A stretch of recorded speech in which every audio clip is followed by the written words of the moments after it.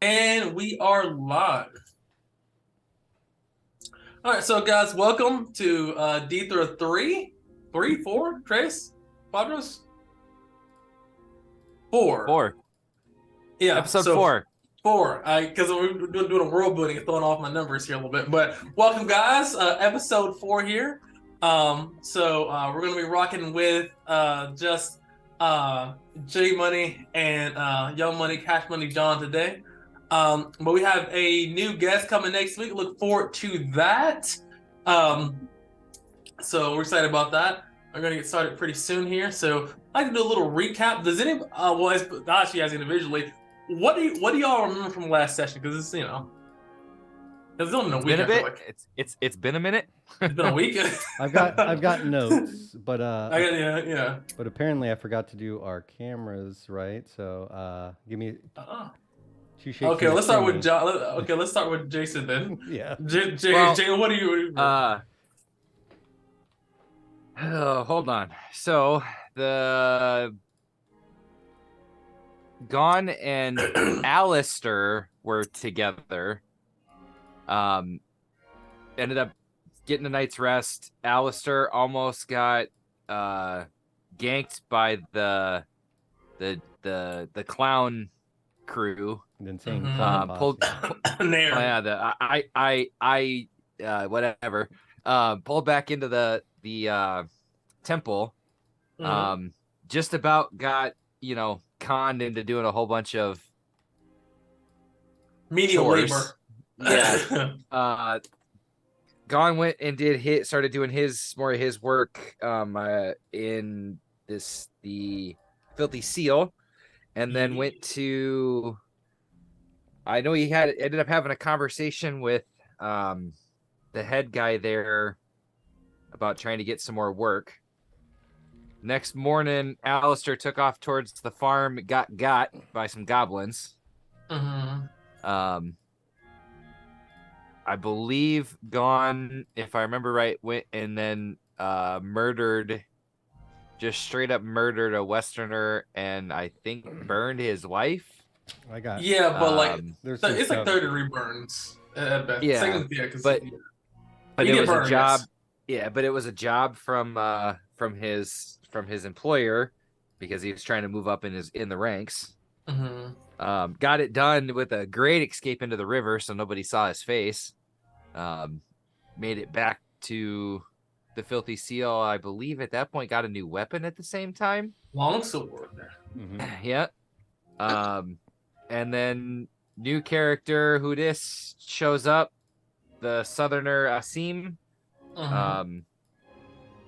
Ended up he just clubbing a kid in the face who was trying to steal some Tashimi mushroom from the tincture. Take me, man. Oh, John. Shit. Yeah. And then ended up making his way at some point to the Filthy Seal, where he was played a little bit of his of a sitar that somebody handed him. And then if I remember right, that was right? Yeah. Yeah, from the bartender. Yeah, I remember that. Yeah, Sandra. Sandra, Yes. yep. Sandra the bartender. Then, Gon also, if I think did you start the broken nut? So after going to assassinate the Westerner Kalian, killed him, burned his house down, jumped into the river, came back, got the sword, offered to do another shift. He's like, dude, you've upgraded at this point. Oh, yeah. But I do have another job for you. And that was when basically Your homeboy. Yeah, I met Okoye, who Not met, you know him already. Yeah, Okoye, and no, that's when we met, basically. That was the guard. He's the guard in the place. Oh, okay, so he was the guy that let you in originally. He said, "Oh, this guy's pretty cool." Yeah, Okoye. Well, they joined forces. He says they joined forces. They're offering 100 copper pieces per Nari head. He's like, all right, I can do that, but I'm going to need some help. I want to get a hireling. Okoye is like, dude, my afternoon's free. What do you need? Let's split the share half. We say, cool. We do a little reconnaissance, trying to stick to the shadows. We watch the southeast area where the beach meets the forest, southeast of the docks. We do see a couple Nari. You cornered and killed a Nari too, right? Well, they creep out of the forest. There's like 5 of them, and we're tracking them. One of them does this creepy like spider climb up a wall, and we're like, okay, that's some freaky shit. We see one kind of isolated going down an alleyway, and we just attack him, spring and attack. I think I go and hack him. Okoye stabs him. Okoye stabs him. Then he starts moving up. Yeah, in the head. Then he starts squirming, moving up the spear like an undead. And then I chop his shit off. I'm like, yeah, we got to get the hell out of here. We grab the head and go. And then we get paid. Yeah, they're walking up the walls. And then we learn about a curse. This is my last note. Info about curse. Minster Tosiow. So I think either that's a person we need to talk to about this particular curse, or whatever's going on. At the ministry. Yeah. The ministry of 1 second here. She had the ministry. That's their connection that knows about shards and things like that. Yeah. It would be the person who knows something about this kind of weird magic or whatever's possessing them. Yes. But that was it. Yeah. They attack him, stab him. He starts crawling and doing some creepy crawly shit. We chop his head off. We get paid. I don't think Gon has met. Nope, but y'all are in the same place. We've been real close to it. Real close. Are you Jane or you're Asim? You also kind of skimmed over the fact that you're working with Jane, who is a creepy motherfucker. That kid that was where I blasted the kid in the face because they were coming and skimming Tashimi mushroom off him because he got so high he passed out every night. Well, yeah, on dead corpses. Yeah, you threw him into like a freaking box, started growing on him. And then he took the kid. Well, he took the kid's body and put him back there with the other mushroom farming people. And then also how you got there. You met like a siren, or what was it? Siren. It was a siren. Yeah, like a siren. And then the rainbow the fish. Vishnu, the rainbow fish that stuck a shard in my chest. Yep. Their scales grant wishes is what I put. Yep, and he threw that, and you could have died. I'm surprised you didn't die. It was close. It was like one short of death. So hey. Thumbs up there. But you have a shard in your chest. So out of everyone's journey here, I'd say yours is probably the most eventful. John was pretty. He just showed up. Like a couple of people died. Like sickness, but that's like that's what he expected. He's like, he literally like his boat got destroyed. 2 of his people. It was like fucking oh my god. This was like the most supernatural. Odysseus. It was like Odysseus when he was trying to leave. Was it Troy? And he was with like Cersei and all the stuff like that. And had to do this and this. It was like you were Odysseus at that point. You're like, I gotta go find here, loosen people here, go through here, and fucking like tidal wave that shot me onto the beach at it was 40 knots or some shit. Yeah, dude, that was the rainbow fish. He's like, oh, you want to go to this place? Yeah, okay. He whooped into a whirlpool and he launched you like I think it was like 40 knots an hour or something. It was crazy. It was ridiculously fast. But we are now here. That's a recap, guys. So now you know what's happened in the last session. So last we left, like we said, it was very very late at night. I believe that Asim, is it Asim, right? Wasn't there Asim? Mm-hmm. Yep. Okay, Asim was resting here, if I remember correctly, right? In the Filthy Seal? I was. Or were you just in? Yeah. Or did you? Because she took you up to her room. So unless you were leaving her room and then that's. No, I think if she didn't kick him out, he'd probably. She didn't kick you out. No, she didn't kick you out. You did all right. I think I remember correctly. Yeah, I think that's probably where he'd sleep at that point. And I believe that Dawn was also 14 degrees here. So Gon as well is I'd done this thing. He was also going to rest as well too. You did a lot. Yeah, he killed 2 people, got paid. Yeah, he's crashed for the night. All right, so we will wait. Okay, Gon, roll a d6, and then Asim, roll a d6. Alrighty. That's a 3. Okay. 6. Okay. You guys rest for a total of 9 hours. You guys were exhausted. Whether you Asim, for your incredulous journey to get here, having to literally godsmack a kid to death and just basically dispose of a body, gone with literally hunting stakeout style, strange, creepy creature people for hours. Jumped in the river, escaped, killed Yeah, killed a guy, burned a lady's house down. It was it's pretty. It was an eventful day. yeah. Okoye would nudge you awake, and so let's start going in. So Okoye would nudge you awake, gone on your section of the couch, and he would hand you a bowl of drool. It's nice. It got cheese in it, so it's not the worst drool you ever had. It actually has seasoning, like it actually pepper and salt and cheese, hard cheese, not very good cheese, but yeah, still work. Do you accept this bowl of drool that he's given to you? Yeah, he's on the couch, just kind of slumbered over. Doesn't fit very well on this couch. Gets up, grabs it. The bowl sits in his hand just easily, and he grunts, and just immediately starts whatever. I imagine there's no utensils, so he just it literally just he just dips. Not even. He's dipping 2 fingers in there and just scooping it out. Oh yeah, that's like Game of Thrones right there. Yeah, So Okoye sees you do that, and then he holds his bowl to his lips and just takes sips as he sees you just. He just looked at you. He's licking it clean. There's some good wings. So you guys are eating breakfast here. So we'll cut now to Asim here. Asim, Sandra throws a shirt at you. Wake up. This is your stuff. That sounds about right. Oh, what a day. Yeah. He'll get up. That was lovely, and he'll drop. Just because he figures he would, he'd probably drop 10 copper.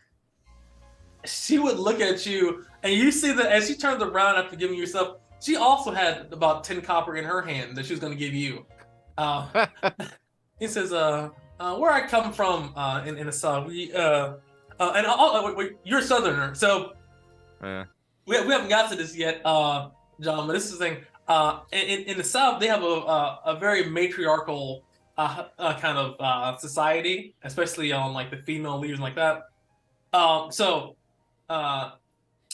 it's almost seen as like a slight, to do that. So she offers actually you money for your services, and she says, "Thank you, I appreciate it. Had a good time. It could be better. You're working your stamina." And she hands you 10 copper pieces. I will do that. But just know it was a long day yesterday. Oh, He's well, kind of just starts rubbing the area on his chest with that scale with him. Like he said, she says, "I worked a long day too. I worked a full shift just like you. I still did my part. You do your part." And she's handing in your stuff. This looks very similar at both tables to like I got your Uber here. Yeah. Put his clothes on and just kind of start moseying his way downstairs. Like, yeah, right. She says, so, and one of the stew boys is gonna be making some meal. We're gonna be making some gruel, so you can go downstairs get some of that. You can take that and feed yourself. And you see that she's tying up her corset, like that, earn tips, and she kicks you out of her room essentially. Not aggressively, but she yeah. Like, yeah. And she, you see that she has put on her kind of bartender outfit, a couple of daggers here and there, little hand crossbow on the side. And just as he's, she's kind of doing that just as he'll turn and just kind of do the blow her a kiss, like she catches turn it and walk downstairs. She catches it and smiles and winks at you. And as you go downstairs, you see that begrudgingly, this place is actually pretty packed. And the only place you see that you can sit is next to a very large northerner. It looks surprisingly like Dawn. He's sitting beside a southern man with long locks of hair and a similar fashion to your own. Yeah, I'll go get the bowl of gruel and kind of sit down. That'll be one copper, sir. 1 copper. Oh, yeah. And flip the copper. Yeah, just bites it. It's real. And then, yeah, he'll just take the bowl and kind of go over and sit down next to Gon, just kind of look between the two of them. Give just a little nod to start with to Gon, but then address the Southerner since it's, something. Yeah, he says, and who might you be? You look like from the same place, at least same area I am. He looks at you and he says, "That might be McCoy. Nice to meet you." He has a spear on his back, shield in his hand, and a gambeson. I posted a picture in Discord. That's what I imagine Okoye. Yeah. Sweet. Get him a token set up. Yeah. Sure. Oh yeah, dude. Yeah. And he can't afford that helmet, but he's working on it. Yeah, that's right. That's the in-game gear. Like, that's what we're working. That's what he's working towards. Yeah. If he makes it that long, he gets the yeah. But yeah, Koya looks at you and says that to you. But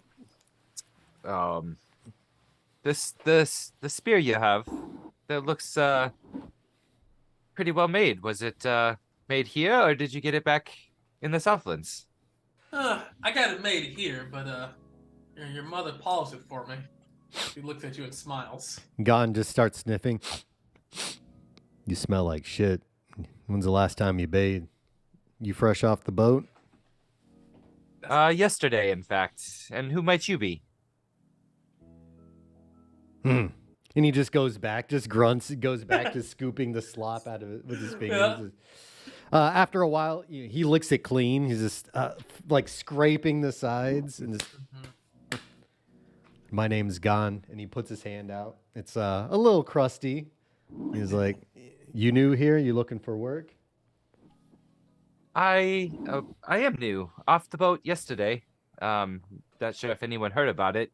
You might have. I came in a little fast, a little hot. I am looking for work. I have a little something lined up, but I'm not quite sure if it's quite up my alley. What do you have in mind? Anything you have going on? I'm kind of a performer by trade. Performer, huh? I don't know if I could use that, but can you use one of these? And he pulls out a rusty dagger and flips it to where he grabs the blade between his fingers and then throws it into the ground next to him. Just do. He does that, Koyi says. I've noticed. Pretty good shot, though. He'll lean down and he'll pick it up and attempt to just kind of do like almost like a performer, like a juggling, like try to do that spin with it in his hands. Oh, yeah. Like a kunai kind of thing. Yeah. Like, can you use one of these? I don't know. Yeah, and he'll spin it and then like just kind of stick it into the edge of the table right in front of him, like, maybe. I think I can use it. Then you can have that. What kind of work you got lined up, Okoye says as he looks over at Salim. Well, when I first got here, I went to Jane's Tinctures. I was told that he had been getting stolen from, so I went and just had a conversation with him, and fortunately, I had to club a young one in the face. Oh, well, it's a little bandits. They're all out here. It's orphans. It's fine. No one cares about them anyway. Cockroaches. Didn't necessarily feel good doing it, but money's money. The kid, but well, maybe the other was learning. They thought to become productive citizens, right? And he looks at Gon and smiles. So who's doing the thieving? The kids were just the kids. He paid you to kill kids? No, he paid me to protect his shop, his herbalist tincture shop. What's it paying? Little bit. It was 5 copper a night. Little bit of a disturbing individual, I would say. Well, we're looking for a little bit bigger game than that. Have you heard of the Nare? Have I? Or is that local? No. I have not. Who are they? They're a bunch of deviants dressed up as clowns. Probably might have seen a couple in town. You have seen one that tried to kill you. No, you know, that was Alistair. You did not see one. That was Alistair, yeah. Yes, they're blending together, sorry. Okoye go on. I did not happen to see them when I was outside the tincture shop for that night. Nor have I seen anybody dressed as a clown, at least during the day when I was here. What are these? They just people that dress as clowns, and you are hunting for them, or what's the? He gives a sidelong glance to Okoye, like, think we can trust him? I don't even trust you. Well, you got paid, didn't you? I trust you to pay me. He looks at you and smiles. Well then. No, there's a bounty, 100 copper pieces for each head we can bring in. Like I said, some big game. But they are dangerous, and he looks over back to Okoye again, just like, should I tell him? just a glance. And as you're kind of doing that, like as this conversation's getting a little more intense, Asim sort of half-eaten, the gruel sort of just slides the bowl into the middle of the table. Like, okay, this is a whole lot more interesting than food right now. Okoye looks at you and he says, "Gone." Man, I don't know. I think you should. I mean, listen, I think he comes along, helps. If he dies, he dies. That's just one less cut, but he might actually help. If he dies, do you want to make some money? You want to make some money, brother? You want to see a dead body? Yeah. Well, I mean, I don't have a whole lot of money to my name. So it would definitely be nice to get some work and at least find a little better place. Not better place to stay. Last night's stay was, and he just goes off for a second. Oh, you had Sandra? But my man. He gives you a hand clap. He gives you a long handshake going off the table. My man. Yeah. She paid. But I know. I like that. Kind of. But I'm gonna definitely need to find a place to stay that's a little bit more permanent, if you know what I mean. Get you a room. Money can kind of help you do that. Yeah.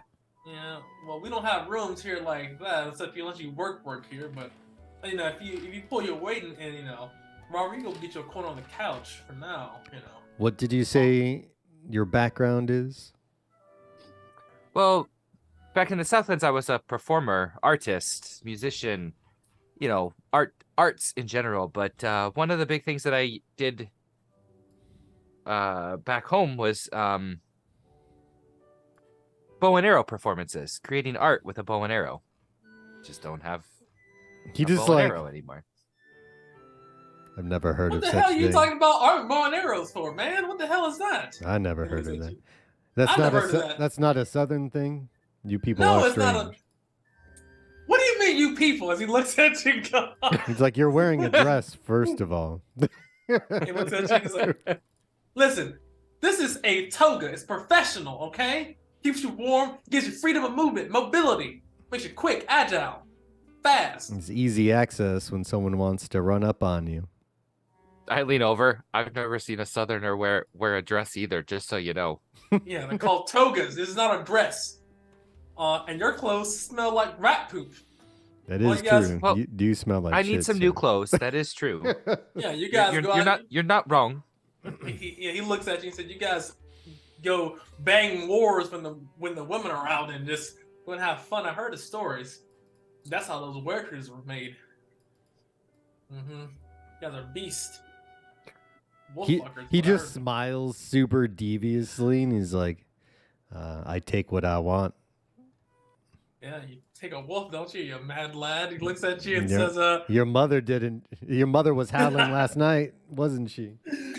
He smiles and says, that was pretty good, God. I'll give you that. I will give you that. But listen, time is money and money is time. I'm trying to make some money. All right. Well, now, Yeah. what are we trying to do here? I don't know. I don't know. You said you're good with the bow. I don't got a bow. But this at least can get me somewhere too, and I feel like I have some pretty keen vision. So, some Well, I'm trying to put together a crew, and I'd rather you work.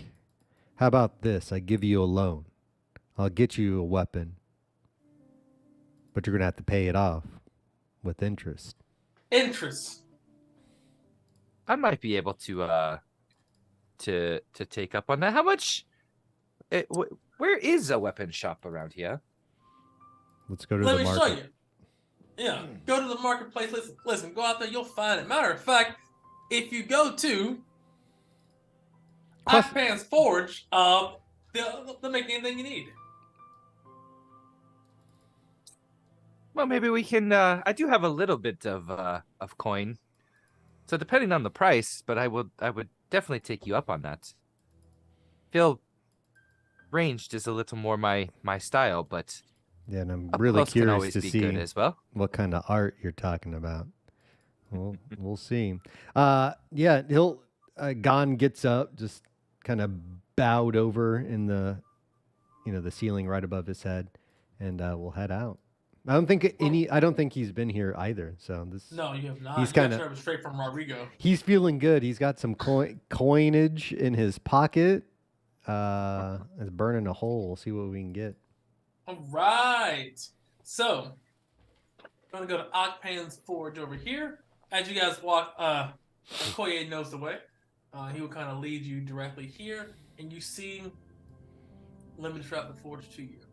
So this is a relatively large building. You see the symbol of it is you see a hammer and tong crossing right on top of an animal. So pretty standard blacksmith shop symbol there, and it says Akpan's Forge.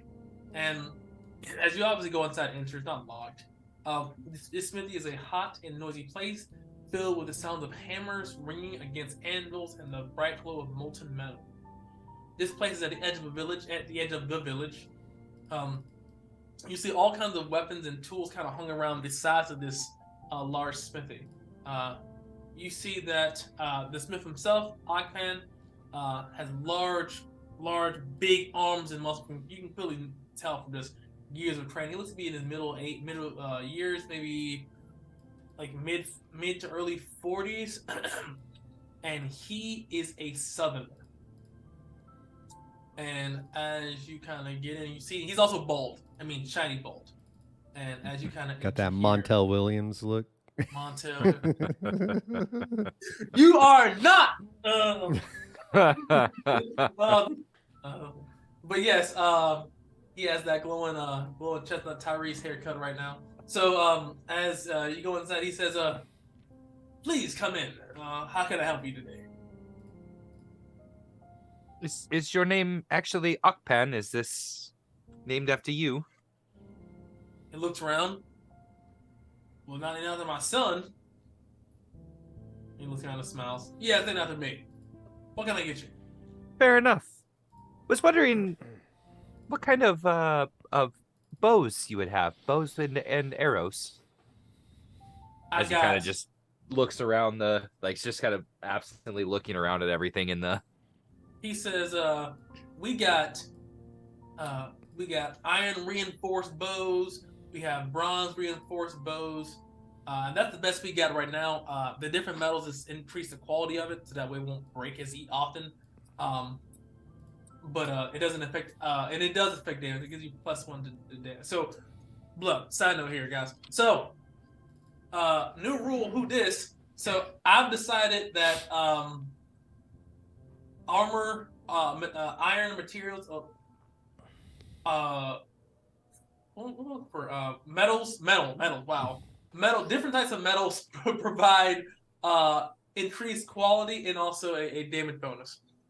Okay. So we can get. And what's the tier? Is it iron? It's 0. Bronze is 1. Steel is +2. Makes sense. And then, yep. So there we go. And then stone and other weapons are like -1. Gon's standing just behind the two of them, and he says, "Cheap, as cheap as you've got." Okay, I'll get you an iron reinforced bow. And he says, "All right." He sees a Koye and says, "Is that a Koye? What's going on, Okpan? What's going on?" You see, Okpan goes from around his counter that he's around his anvil, goes up and approaches Okoye and smacks him right upside the head. "You owe me 10 coppers." "Hey, listen, I said I'd bring it back." Reaches into his pocket and gives him this 10 coppers. "Oh, shit came here." Okoye walks out, a big knot upside his head. He got smacked by a 270-pound southerner. Yeah, just ripped from making like blacksmith. Just like no like sleeve shirt, just literally just gloves, blacksmith apron, sleeveless shirt, just muscles, literally like and like big rings. He looks like a balder big rings. Big, dude. He's a big dude. Can you imagine get slapped by big rings? Holy. So yeah, let me tell you what you Tap gone on the chest. He makes you look small. He says, "I work out." Gonna say a bow is about 15 copper pieces. 15. And how much for arrows? Arrows, you say? Okay, let me control. I feel like this is on here, so I'm just gonna find out where It's 20 of them for 5. Yes, he says that. if you're using the actual cost list. I am using the cost list. Yes. Okay. Perfect. Do you sell the quiver as well to hold the arrows, or am I expected to just carry them in my hand? It comes with the quiver. I actually think God, I might be able to cover this, and he'll pull the 20 copper out and set it in Akpen's hand, like sets it in his hand, like where you grab the bottom of somebody's hand and you put it in, like hold it there, like, "Thank you, my man, thank you." And he says, because you're Southerner, I'll put this on the house, and he gives you an extra arrow. You never know when you'll need it. Good luck out there. Oh, I appreciate that. Thank you. We will definitely be back. And he's still kind of looking around, seeing all the like all brass and all the stuff. Like, Gon, are you seeing all of this? Yeah, you see Gon, he's bent down low on his haunches, and he's inspecting a helmet on one of the shelves. He's like, "This is nice. How much is this shopkeep?" About 40 copper pieces. He grabs it, puts it on his head, and just walks over to the counter and slaps it down in 4 perfectly unison stacks of copper. All right. So I'll take this. He says, and you see the bell by his anvil. Ding! I thank you for your patience. Let me give you an extra bonus. And he pulls out and he says, he gives you, reaches from behind his back. He says, "Let me see what I can do." And he hands you a chisel. He says, "I'm not sure if this comes in handy, but this is, a pretty old, rusty chisel. You might use it one day. So here, by all means." He hands you a chisel. Appreciate that. Is that 1 slot, I'm assuming? Yes. Cool. 3 quality helmet.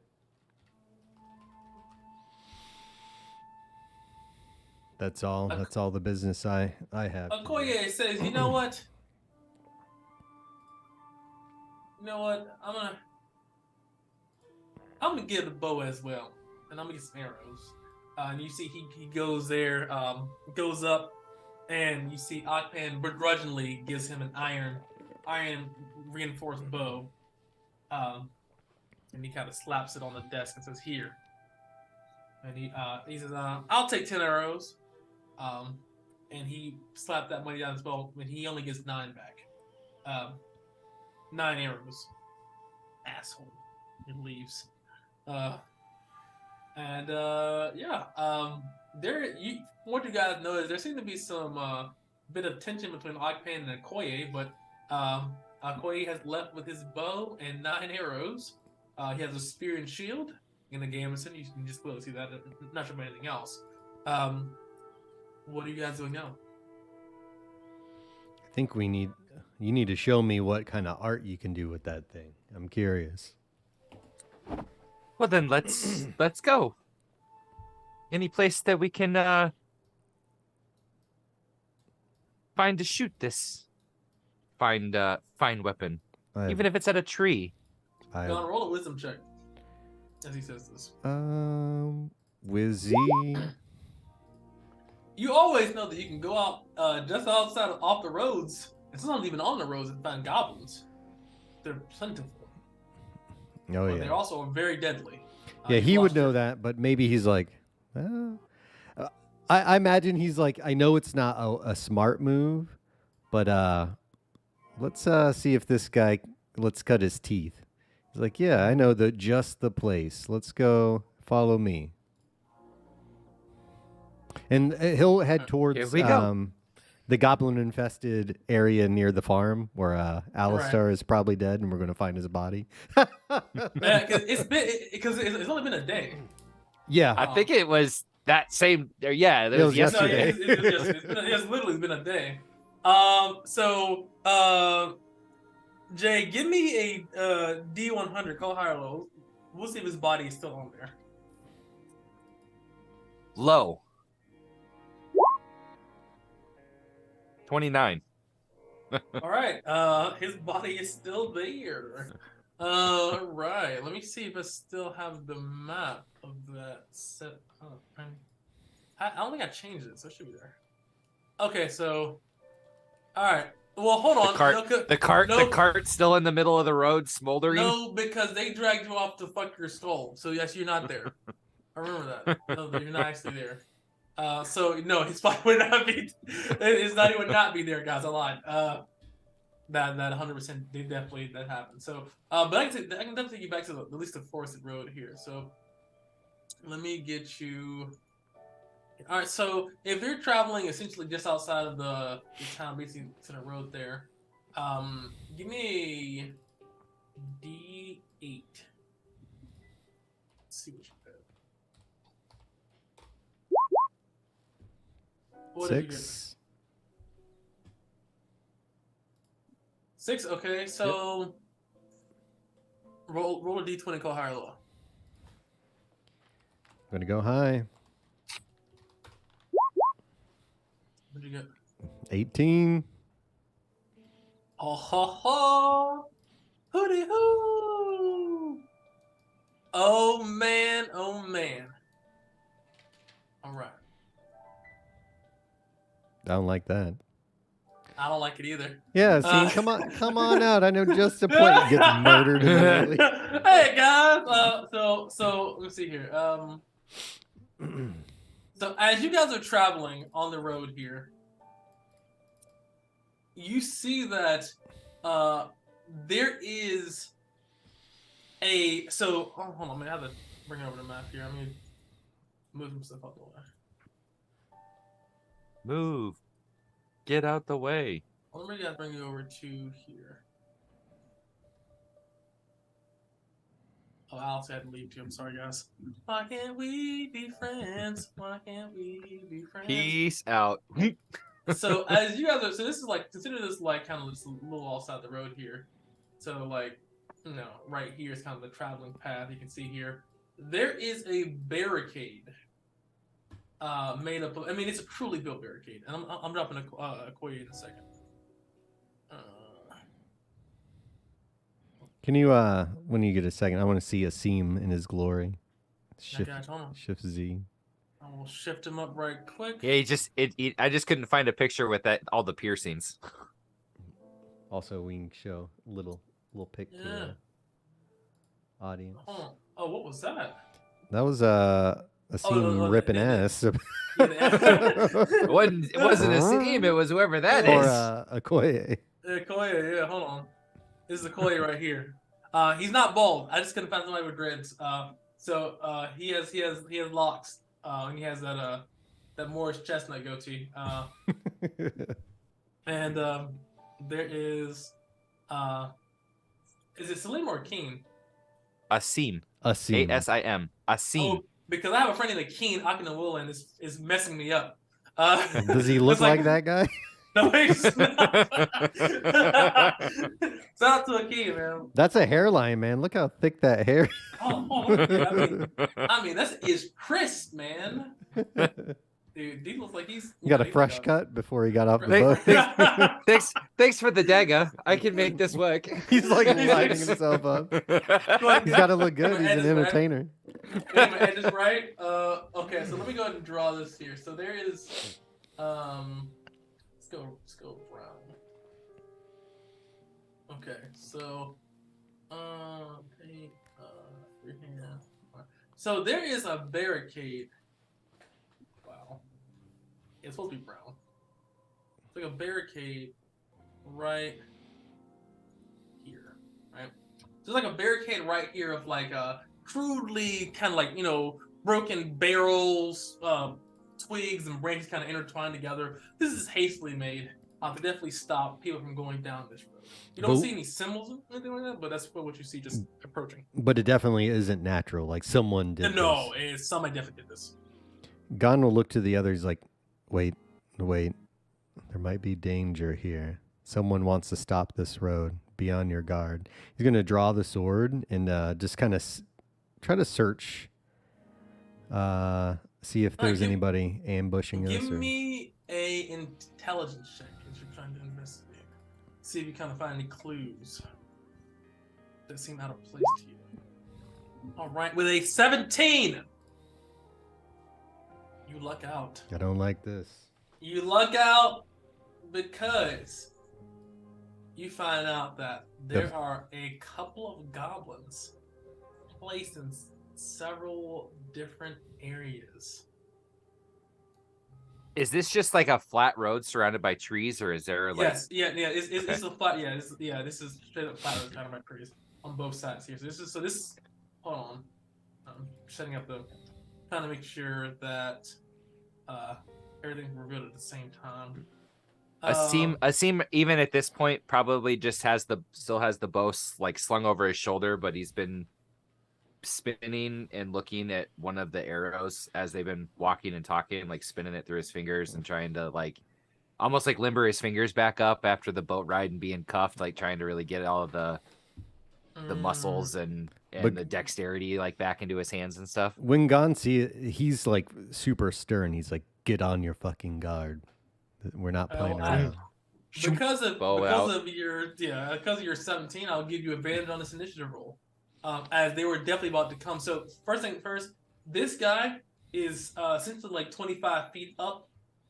This is a 25-degree like incline. It's not sharp. You can just go up there. Okay. But gives an elevation. And he does have a bow, so I'll put a mark on him as well. So he has a bow. Bows for blue, and the guy in the back has a sling. Asim, you want to do it's your first combat. Everybody I guess you got in combat with that little kid, but I don't consider that.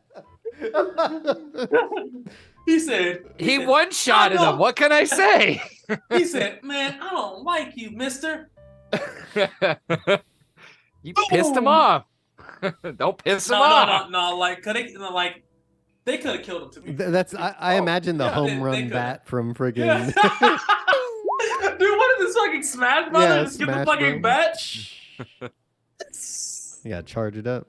Hold on. I want to change some music here because we're about to get into a battle. No, that kid's skull crushed in. He probably seized and died on the ground.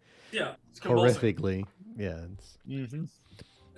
Well, and then Gon wrapped his head in a freaking shirt, picked him up, carried him inside, and put him behind the counter. And they used his body for fertilizer. Yep. viewer discretion is advised. This is a mature game containing mature themes and violence. And just because it's a game does not mean that we actually condone hitting We kids do in the face not with a club. condone fucking Okay? It's a game. home run nin ability. Fucking still Akeem hitting people. He's not a nin user, right, guys? So you have advantage. That means that you guys get to go first. So Awesome. What shall you do? So do we all actually see all of these goblins, or is it Yes, just you see them all. okay? So they started to just like step out or reveal themselves. No, like so. As soon as Gon see this guy right here, and they all go, "All right, we're gone," and they rush out, and then that's how they kind of reveal themselves. Immediately seeing that, he's just going to run and kind of push past Asim. He's like, "There's one on the hill. Careful.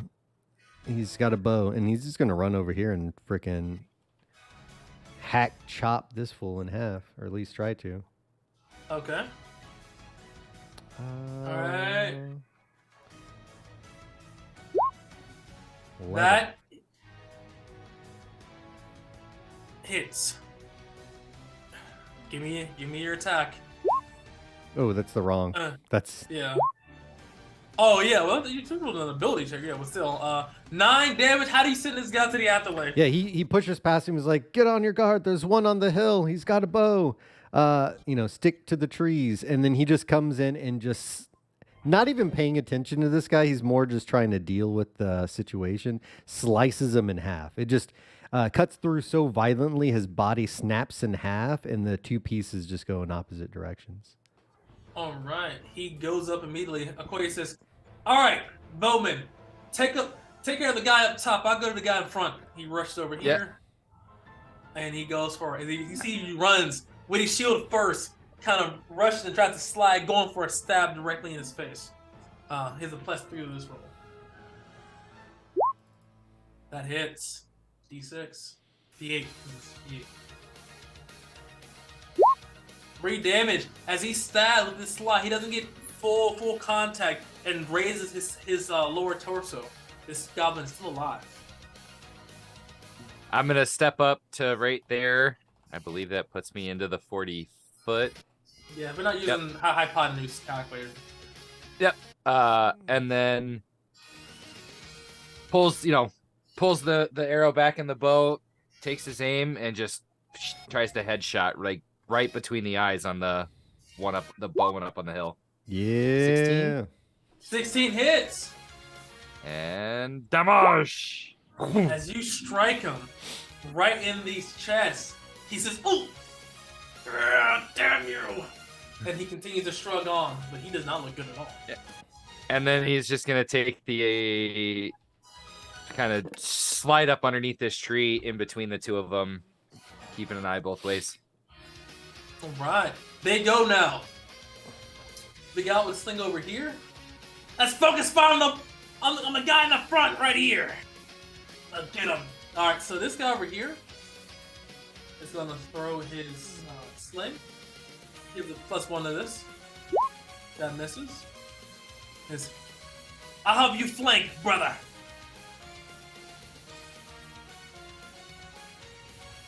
This guy over here has advantage. He's gonna go for a advantage shot. He's a +1 to this. Okay, that's not a crit, thank God, but that does hit. He does a D4 damage. 3. Hitting him right in the side. Right beneath the plates, and this guy over here is going to, with his bow, gonna have to get a little closer because he's pretty far. I'm gonna move up 20 feet. They're gonna slide down the incline over here as he slides down with his bow, aiming for his head. +1 of this. That hits. He deals 1 damage as he grazes the side of his shoulder. All right. Now, D6. You want to roll this one, John? May the wolf spirit guide me. All right. Ooh, no lemon pledge. All right, these guys go first again. This guy with the bow takes a shot. That hit. That does not hit. As he ducks. Koi's got that shield. Yeah, he's combat rolling on here. No, sir. This guy over here has advantage. So the guy over here is going to try to stab him. Oh! 20. See if he gets in between the ribs. For 4 damage. Alright, as he hits him. As he ducks under the shot smiling, he gets him right in the gut. Pulls it out. You see blood, a bloody dagger dripping blood. This goblin over here is going to take a step back. Over here.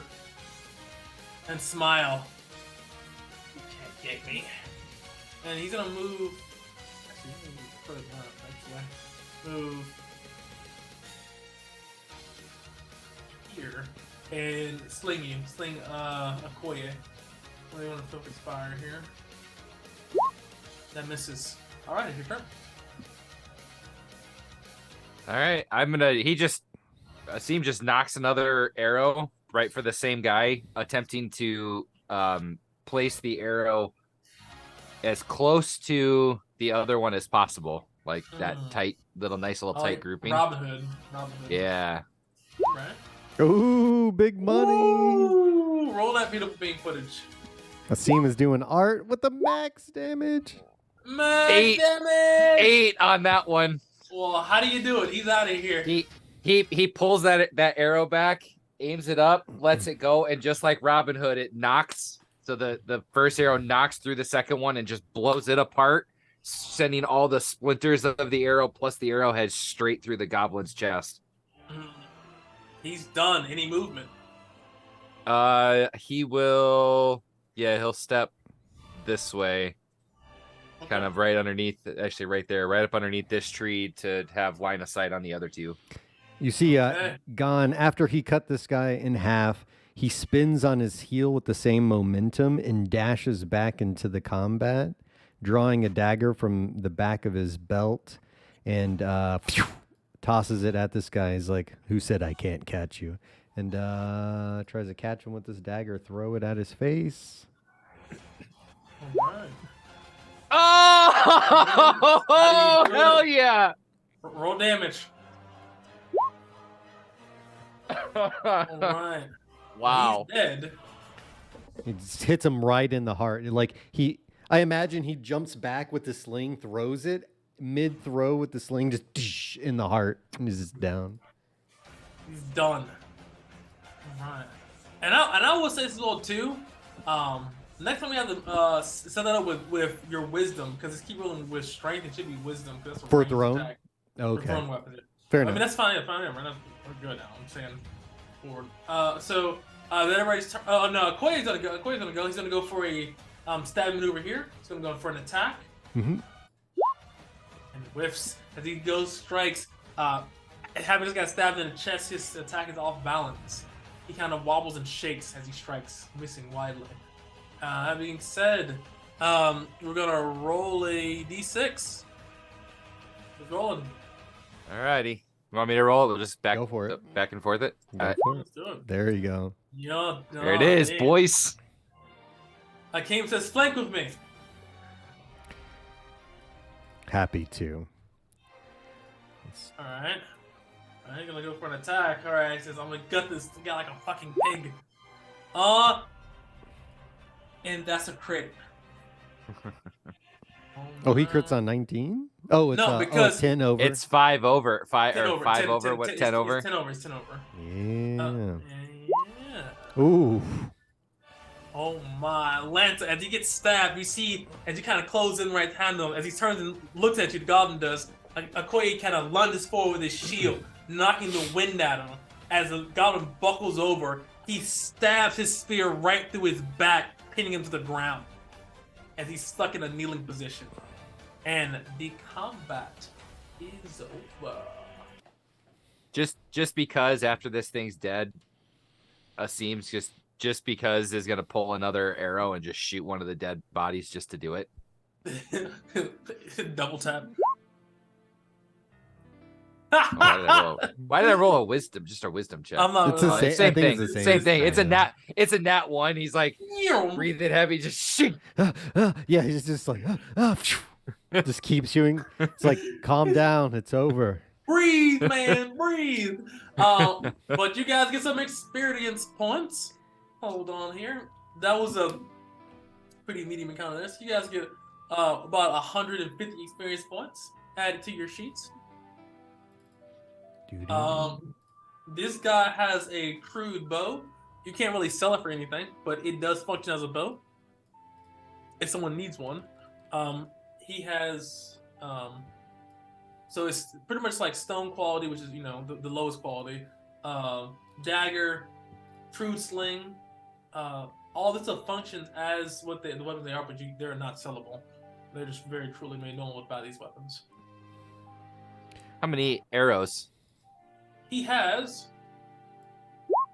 4 arrows. Can I recover the one of the 3 arrows I shot? Roll d20. Go high or low. High. And you can recover 2 of the arrows you shot. 2? Okay.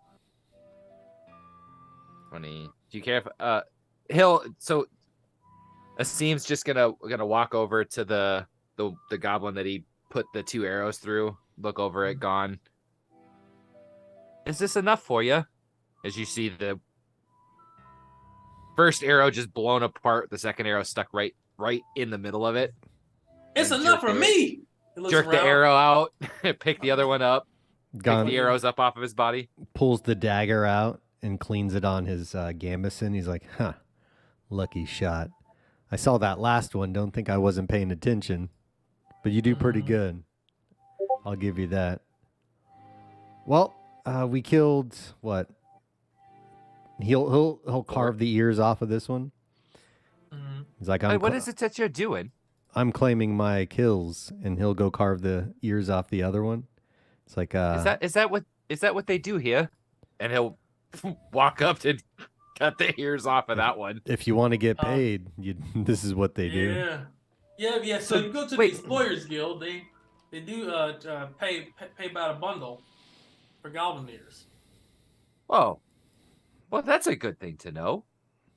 And he cuts the ears off this one here. And he says, I'm going to need to take a break, guys. I am beat. I need to rest. It's fine. I think we should head back to town anyway. This was just for some good practice. Got the blood going. Calisthenics. Did you say did you say that the bow that I bought is a +1 technically? No, it's that's if you do the bronze one, the next level up, the bronze or whatever. Okay.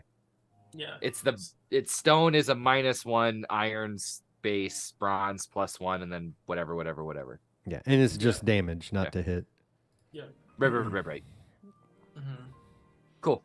Sorry, just verify. No, you're good. You're good. This is good. And I gotta make a notation of that. So, hey Google, make a notation of I gotta make a update to the armory. Yeah. Thank you. What about the is that just weapons? Yeah. Let me see. Because they do have copper on them. Hold on. They have 14 copper on them. Ooh. 3, 6, 9. What? We get 4 apiece. That's 4 experience points. And we've got 2 left over. You know what? I think Okoye can take it. He needs to lick his wounds. I need to rest. Get a couple of more beers in me. I'll be out for a couple days. He walks with a limp. He doesn't. He looks like he definitely needs to rest. He's walking on a spear. God damn it! They focus fired him. It's like next time, don't be in the front line. He's a valuable lesson. I ain't have none of y'all again. But you see, he. You're the one with the armor and the shield. Turns to Gon with similar armor. Yeah, and a helmet. Yeah. He's like, I'm just fine. Just focus on me, right? So, although, right, he does have armor as well. I'm staying out of the way. I just keep well, shooting. I just shoot things, boss, Lieutenant Dan. You guys return to town, and you see that Okoye immediately returns to the Philly Seal to recover. You guys can do what you like, but you definitely think Okoye is going to be out of commission for the next day. So not that bad. As they're walking, would you like me to turn those ears in for you and bring you back your money? I'll collect. No, I don't trust you. Yeah, I don't trust you either. Here. Fair enough. I'll tell you where the place is. Follow me. Gon will head over to the guild. Explorers Guild, yeah. You go to Explorers Guild. You walk over there. This place is filled to the rim with inspiring adventurers trying to turning quest to make some money. As you get in there, Gon, you see a very familiar northerner. She actually looks clean and orderly. It doesn't look like she she looks like she has bathed in the last week. As you approach, she says, "Greetings. Are you here to turn in some more Galvaniers? You smell like it." No, I'm just here to see you. But he'll grab the ears and throw them down. Wasn't much of a deal, but I wanted to show my good friend here this place. He got his first blood. Above table, it was 10 gold. It was 5 gold. I think it was 5 per pair. Yeah. So they will give you 5 copper pieces for the pair, and you get 2. So you get 10 copper pieces gone, and you get 5 copper pieces. 5. Sweet. Right. That's also 5 experience points as well, guys. It says, well, good work. You want to just kill goblins. If you want a real challenge, you should check the job board. I think I will. Let's go have a look. Tell me, you see any interesting people in town recently? Any rumors? As he looks around, she says, well, since prisoners come here almost every day, I see a lot of interesting people. But as far as rumors, they said some people killed some Nari? Killed the Nari and some unscrupulous folks. Not sure who could actually do that. I heard those clowns are strange. I don't know. I don't go outside at night very often anymore, honestly. Whoever could have done that. Thanks. He says, yeah, just be careful. Yeah, I heard this is between us girls here, but I say John's a bit weird. He's been here for a while, and he does help those in need, but he does seem quite strange. His voice is... I've never heard of a northern voice so high before, honestly. Very strange. He does have a very eclectic way of speaking, doesn't he? Maybe he's a eunuch. I hear that they cut the men's balls off every once in a while. I've seen people do it, especially people who aren't warriors. Well, he didn't want to become a herbalist, or became a herbalist. Maybe he wasn't fit to be a warrior. Maybe that's... Oh, that makes sense, actually. You're smarter than what you look. Are you saying herbalists are weak? Is that why he's a herbalist? No. Well, he's not a warrior. He's not a warrior. I learned to do herbalism. You need to patch yourself up and live off the land. But, to fight, to become a warrior. I mean, not to become a warrior, but to maintain your fighting form. Is that correct? That's right. She knows. I'm a warrior, he says. That being said, he says, well, just be careful at night. Those clowns are very dangerous, I heard. I haven't heard they even kidnapped someone. And there's actually a reward for anybody that can actually bring the person back. But that's only on the job board. Interesting. Yeah. Let's check out the job board. So, as you check the job board, there is a monster hunt for a Kokirl. Can you put it in the chat? Yes. As soon as I put it, I think you know what I'm talking about. Above tape. I have no idea what that is. You definitely seen it before. You played games. So it's a large, almost panther-like animal with long whiskers that kind of flow all the way back, and they use them almost like lashes and whips to attack those. So think about like above table, a displacer beast, but instead of like tails is whiskers. But they only have one on each side. They're very dangerous. They're also a lot larger than displacer beasts above table.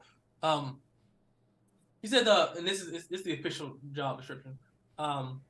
There's been sightings of a Kurkril attacking caravans from the gold mine, from the gold and silver mine.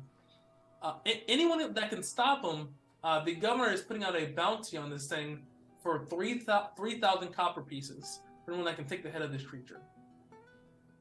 That being said, if you know what think of what they know, I need a wisdom check. If you like to kind of peruse your brain. This is gonna be extremely high though. Sure. I think we lost Jay. Oh, we did lose Jay. I can make a wisdom. I don't know what his wisdom is. It might be higher. Yeah. When it comes, he'll come back. All right. So, you know that what the post saying. These are extremely above table exotic, but the DC is significantly higher than that. But so you just know what the description is. Okay. So you that, and it's see the mayor about this. You definitely think that with your current outfit as it stands now, this may be above your pay grade. Yeah, we go from 100 copper pieces, which is still really dangerous, to 3,000. Yeah, Gon isn't the brightest, but he's not stupid. Right. Anyone Right. willing to pay that kind of money, it's got to be dangerous. There also there's been a bounty, or there's been a ransom out for anyone that can find the daughter of the daughter of the proprietor of the Dragon's Hide. It seems that she was taken at night when she was tending to the animals in the back. She was captured.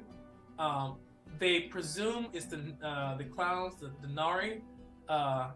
The proprietor is offering 500 copper pieces to anyone that have any information, and 1,000 for those anyone that can return her to him.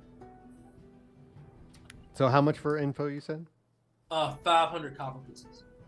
Okay. And you definitely think info is, it's like now, like if somebody called the hotline, it's like, I seen him on the road. It's like, okay, yeah, proof. My grandma said that,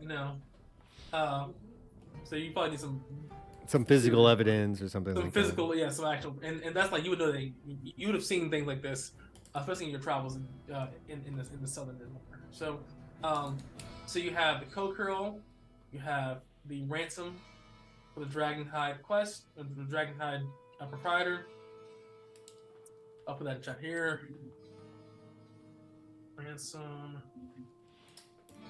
Dragon's Hide. Ooh, this music classic Diablo.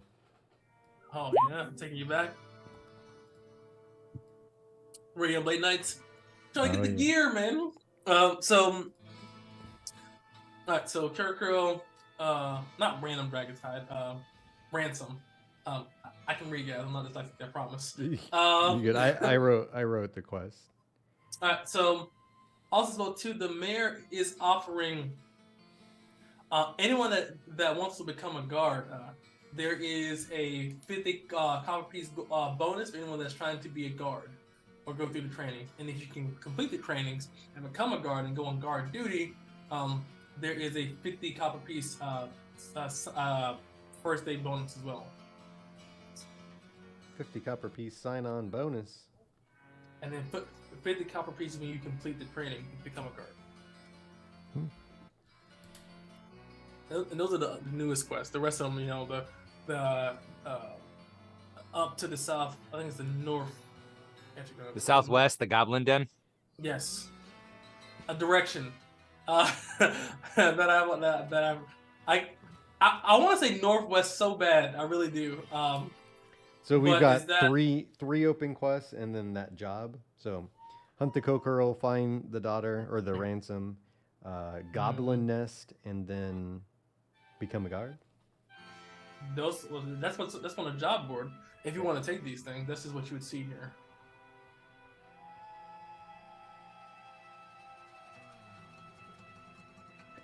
Well, you've been here a lot. Seems like you've been here longer than I have gone. What seems good to you on here? The ransom looks like good pay, but I don't know enough about the Nari. Our run-in. He looks around. Here, let's walk outside for a second. Let's talk about this in private. Okay. At this point, having blooded in battle, or both of us have gone in battle, Gon will open up a little bit about it. He's like, the other night, Okoye and I saw them. They're like men possessed. Some deep magic or some evil spirit possesses them. I saw them climb walls as if they were spiders or bugs. And then when Okoye struck a killing blow that would surely take any man's life, they persisted and continued to squirm. It was only after I removed his head from his body. Something is wrong with this Nari. It's dangerous. I do want to look into it, but I don't think we have the resources right now to deal with the threat. Where did they come from? Southeast of the docks, and where the beach meets the forest. We saw them come from there in the middle of the night. I'm assuming that's their base of operations, but I think it's too dangerous. And you said they only come out at night, not during the day. Well, I've only seen them at night, and that's when the stories of robberies and attacks happen. So that's my best guess. Would it be worth at least doing a little scouting of the area during the day and try and get into that southeast area beyond the docks to see if there's anything weird? Not if you value your life. That is a good idea, but we don't know for sure. And if we go to them with what we have now, I don't think we'll be coming back. I think it's too dangerous. Okay. At the very least, we need Okoye's help, and if we can recruit more into our party, that'd be better. But you are good with a bow, but your gear, you're effectively a beggar. We need to build our wealth. He's in like He's like, you're a literally- brokey, you're a wage slave. yeah, Literally in patched, like, prisoner clothing. Yeah, and still. Gon is he's a little bit better off, but still, he's got basic gear like the longsword. Yeah, he's like, So I don't. Yeah, I think we deal with the goblins. We a definitely. game is in like when you play MMO and you first join the game. In the clothes. Yep. He's in the clothes. Yep. So you think going to this goblin den is the best idea to make some money? The only thing I worry about is their number. They aren't very smart, and if we lay low and kind of check out the area, I think we can either set up traps or draw them out. But I think it would be foolish. Even though they're weak alone, together, you saw what they did to Okoye, and that was just a few. Exactly. Well, would it be worth looking into maybe getting some hunting traps or some those little spiky balls you set on the ground and see if we can draw them to us and trap them in them? Maybe. I still think we need money. This job, becoming a guard, they might be able to give us some decent gear, at least 50 copper pieces sign-on bonus is not bad. How long does it take to learn to be a guard, though? I don't know. If we could just talk to the mayor. We are a couple of upstanding citizens. He just smiles, his black teeth, just like not trustworthy at all. Roll an intelligence check, Gon. You do see as you smile, a seam sort of like shifts back for a second, like the first time seeing it, like, ooh, have you ever heard of a toothbrush? They don't got dental in Dithra. That dental insurance is lacking. So with your 10, you know that with Rodrigo, if you want work, he can probably get you some. That's if true. you want to make some quick cash. Yeah, I think we need to get you outfitted with at least some armor. I don't have enough. I don't have enough coinage right now. But here, why don't you talk to my boss? You might be able to get something. We'll lead the way. We'll head to the filthy seal. And as you get there, I'd say you woke up 6-ish, got there, went on a small mini training arc, came back. It's now, let's say, 2, 3 p.m. You see Rodrigo begin to stretch. Ugh, man, so early. Yeah, God. As you approach and you see people are actually now starting to wake up. This place actually is dead outside of certain people for like before 2. And Rodrigo's sitting there in his section with papers in front doing paperwork. Just approach and sit down if there's a chair next to him. There is. He'll pull the chair, sit down, and he'll kind of give a nod over to Asim. Like, Rodrigo, I want to introduce you to somebody. And I'll have stood back until he sort of kind of does that nod, and I'll start kind of slowly walking forward. Okay.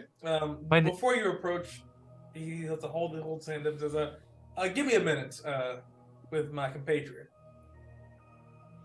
He'll nod and, like, step back out of the way. He turns to Gon and says, who the fuck is that? An artist. You mean like a bard? Is he trying to join the, we need some entertainment. I think he's got some skills. He says he's a bow artist. I still don't know what that is, but I know he's dangerous with one. Somebody I met here not too long ago. He proved his worth in battle. We took down a small squad of goblins. I think he'd be useful. And he's looking for work. I can always use hired muscle. Definitely handle some things that require a little bit more brawn than finesse. Let's see. And I heard those knives don't come on in the daytime as well too. It's a couple hours of daylight. I got a job for you if you're looking for it. That's what it sounds like. You know me, I'm always looking for work. What is it? He looks at you and he says, well, so we're going to go on a 15-minute break. And after this 15-minute break, I'm going to give you your next task. So we'll see you guys in 15, guys. Break time. Oh, yeah.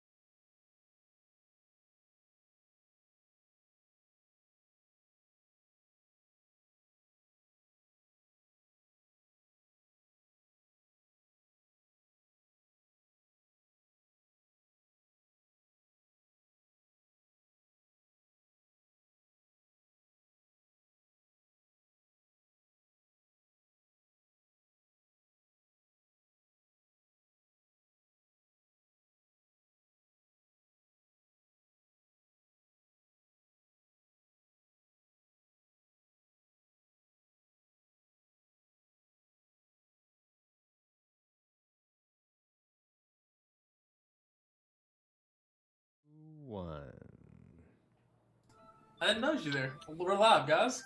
Welcome back. Welcome back. This is Advent 5, Episode 4 of Dithra. Remember, if you've liked so far or watched so far, remember to like, comment, share, subscribe. We appreciate it. It's an algorithm because we can't cuss apparently, and that's a problem for me. So, help it's an algorithm, guys. We appreciate it. All right, and we'll go back. Rodrigo. He lifts up his paper and says, well, I have a task for you. I have some people that have been taking some of my work from the docks and reselling it. They have a base on the old farm outside of the city. They've been holed up there. And I'll say this. I'll offer you 250 copper pieces for a job well done, and you can keep anything they have there. It's all yours. I just want the problem done so they keep taking any more of my shipments. Is this Garen's farm? Sure. No. It's a farm outside of town. It's an old ruined farm. From what my people tell me, it's a ruined farm that got ransacked by goblins. No one has brought the farm yet. It's just been sitting there rotting for the last couple of months, and some bandits have taken place in residents, and they've been stealing my shipments from the docks. I'm not sure who they're paying to do that. I'm investigating that, but if there's no bandits to pay off, if there's no bandits that can pay off the guards, that's another way to solve this problem. While I'm trying to figure out this paid off guard situation. How many men do you know? How many are holed up there? I would assume it's at least 3. I don't think it's more than 10, or else they'd probably just strong arm all of my shipment. So I don't think it's more than 10, but it's probably at least 3. He said 250 copper. And you keep anything that's theirs. Sounds like something right up my alley. Yeah, I'll take this on. I'm sure I can take care of that. Leave it to me. All right, he pushes it forward. All right. And then he moves over for a king to approach. You may approach. Walk up. Rodrigo. Asim. And what has brought you here at my doorstep? Well, I was actually in here the other night. Big commotion. You didn't seem to be quite happy. I was the one playing the sitar for a while. That was quite nice. If I remember correctly, on the table, I think he played pretty well. Yeah, I think I nat 20'd or something in the roll. I think it was really good. Yeah. So he looks at you and he says, "That's good work. I hear you're an associate of Gon. I trust him enough, so I trust his word that you'll help him in trying to take care of an issue for me." I would be more than happy. Having some copper in my pocket is kind of the direction I'm needing to head at the moment. Well, Gon would fill you out in the details, and he looks at you, Gon, as he says this, about the payment for this issue. I'll have him figure that out. But you'll help me clear out some bandits. They say you perform artwork with your bow, so hopefully it does well enough to stop these people from robbing me. So I'll let you do your work, and as it stands now, you're an unofficial associate of my merry crew. And Ooh, the merry men? He looks and then he laughs, and then shakes his head like... He does not laugh. Gon gives him the same look too. Both of them just like... Really, like it's not. He does not stare back. He feel you get a feeling that he was a little nervous seeing this huge Easterner like. Yeah. So he kind of shakes his head. Be more than happy to help take care of this issue, and he'll start pulling and playing with an arrow, like spinning it through his fingers, and says, "You can leave now. Take him." All right, let's go. I think we need to supply ourselves. This might be a mission. And he does mark it on your map where he thinks of that. So it's about a 3-hour journey from the city. I forgot to say that. He does mark it on your map. 3-hour journey. Cool. And I'll fill you in on the way. Let's head over to wherever we can get like general provisions. Yes. General provision. Hold on, I got you. So Rope, that sort of thing. Shovels. you want to go to hold on. That's the market square. You can get that in the market square, like because the market square is like the bazaar. You can get like very mundane stuff there, like a shovel, things like that. You can hang that out there. So yeah, as they walk out, it's like there's a old ruined farm outside of the town, about 3 hours from here. There's some bandits holed up there. He thinks that they've been poaching some of the shipments coming in and out of town.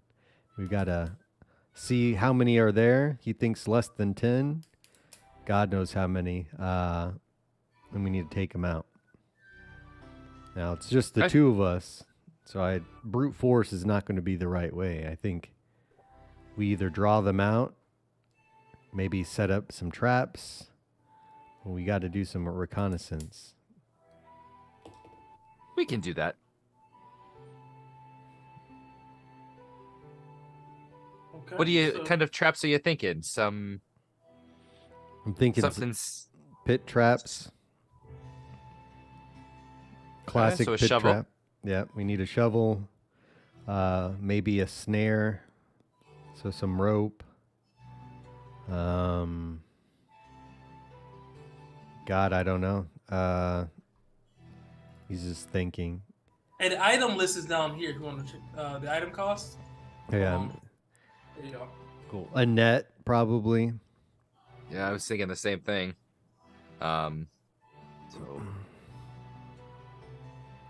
Let's see. Crowbar. Yeah, definitely. I would definitely say a net and net, shovel, rope. We can get into all kinds of stuff like that. So what is that? Shovel's pretty expensive. Oh, it's 10. The shovel's 10. Rope is 10. Net's 10, so 30 copper. So 30 copper total. Yeah, I've got it. I can split it with you. I appreciate that. All right, if we're gonna be in this together, no reason for you to cover the whole cost. Now, I don't know what we'll see out there. I'll just remove the 15. We're gonna buy that stuff. Yeah. So we've got a shovel, 50 foot of rope, And a net. and a net. I can just carry it. Okay. He's got a sturdy build right now. What's your con? Buff table. 12. Okay. 12. Well, you got Decent. yeah. Take this too. He's gonna hand over the shepherd's staff. Just in case somebody gets close, you might need something a little bit heftier than that dagger. I thought you lit the shepherd's staff Oh yeah, on I did. fire. I did. Yeah. You're right. And you see him literally just carrying this like part of a tree branch as a wooden club that he was given when he first got here. Yeah, God. Oh, I forgot about that. There you go. It's like, strapped to it or like sitting across his back, like the lower part of his back. Yep. Well then, let's. Anything to do you want anything that could possibly make noise to draw them out, or do we think we have that covered? I mean, we can use our voices. I don't know. What did you have in mind? Well, every once in a while, a bag of marbles could do the trick if you pick them off just right and send them slinging. You do you have a sling? Set them out and shoot them with an arrow to pop them up and out. Send them where you want to go from further away. Otherwise, we could also, if this is an old farm, we could get I could pick up a bag of caltrops to go along with some of the traps. Maybe. We need a way to start a fire, I think. That might be the best way. Was there I didn't see any fires. Sorry, flint or something. Like Flint and Flint's there. Well, they have a candle. I did not. I don't see flint though. Okay, it could be. Flint and Manacle. steel. I mean, they might not, and maybe it's. Let's see here. Yeah, perfume. I think perfume is flammable, isn't it? Perfume? Yeah, but It's we need to make fire Yeah. to Right, ignite it right. to begin Well, with. you can. I mean, and even at that, like you can get. Oh, they have a tinder box Oh, Yeah, that's there the you go. tinderbox. for 10 copper. The tinderbox get everything you need. yep. Yeah, I'll pick up a tinder box. We might be able to smoke them out. Yeah, but I'm thinking pit traps. We dig. It doesn't have to be very far. You do a 3-foot drop will mess you up if it's a dead drop, and you put some sharp branches at the bottom of it. Shout out to the Viet Cong. Yeah. Yeah. And I Okay. mean, they could just. Then you don't have to make them wide, just enough for their feet to go in. Yep. Then it's a They kill can't- box. If they can't move, they can't do anything. But we have to be careful because we just never know. All right. Well, on our way we go then. I have 1 day's of ration. I think we probably should pick up. We never know if we are out there for a long time. I assume they wait for a seam, right, to recover. Oh yeah, Okoye. Okoye? Okoye, yes. He's the homie. Yes. He's part of the crew at this point. He's I mean, y'all might need the firepower. He said at least somewhere between 3 to 10. yeah. No, we will. Two of us. Yeah. And I have a couple days rations on me as well. Okay. I guess being a southerner on this island is a good thing. Well, we've got a day to kill. I think. We can check in on Okoye and see how he's doing. Head back to the seal then. Eat a little dinner, have a drink, Do a little dance, make a little love. get down tonight. Fortunately, I spent all my copper. I'm not gonna. I've got a little bit, but All right, so I think I might have I enough got to it. get us food. I got a new image for Okoye. He's apparently he's a light skinned southerner, but it'll work. It'll work. So you guys go back to the foot seal, correct? yep. You see that if you're looking for Okoye, you see that Sandra has actually kind of been tending to his wounds. You see that he's doesn't have his armor on. There's a kind of a little kind of bandage, kind of like a wide bandage covering his chest. And as you enter, you see Sandra's tied it tight. She just she sucks it as he pulls the bandage tight. He has a loud cough, a little bit of blood. He's sitting down, drinking looks like a very stiff drink. Gon will sit next to him and just like lay a big hand on, like directly on the wound. Like, how you holding up? Just. He just smacks the hand away immediately. Fuck off. And he looks at you and he says, what do you want? I'm recovering. I need about another day before I think I'm good enough to actually be worth a damn. Well, when you're good and ready, we got some work. This might be a pretty good one too. Okay. Well, Simon, I'm always down for some work. So, what's the scoop? What are we doing? He looks to the girl and just kind of like gives her a look to scram. She looks at him up and down, and then she slowly but surely backs away, like and stare you in the eyes, and says, I make your drinks. I want to kill that tongue with me. And she kind of turns and walks away. After she's out of earshot, he'll just give. He'll just tell him. He said, "Bitch," but I looked her in her ocular stims. But you said bitch though. But you said bitch. Yes. Yeah. What you said? You said it, but that's what you said, right?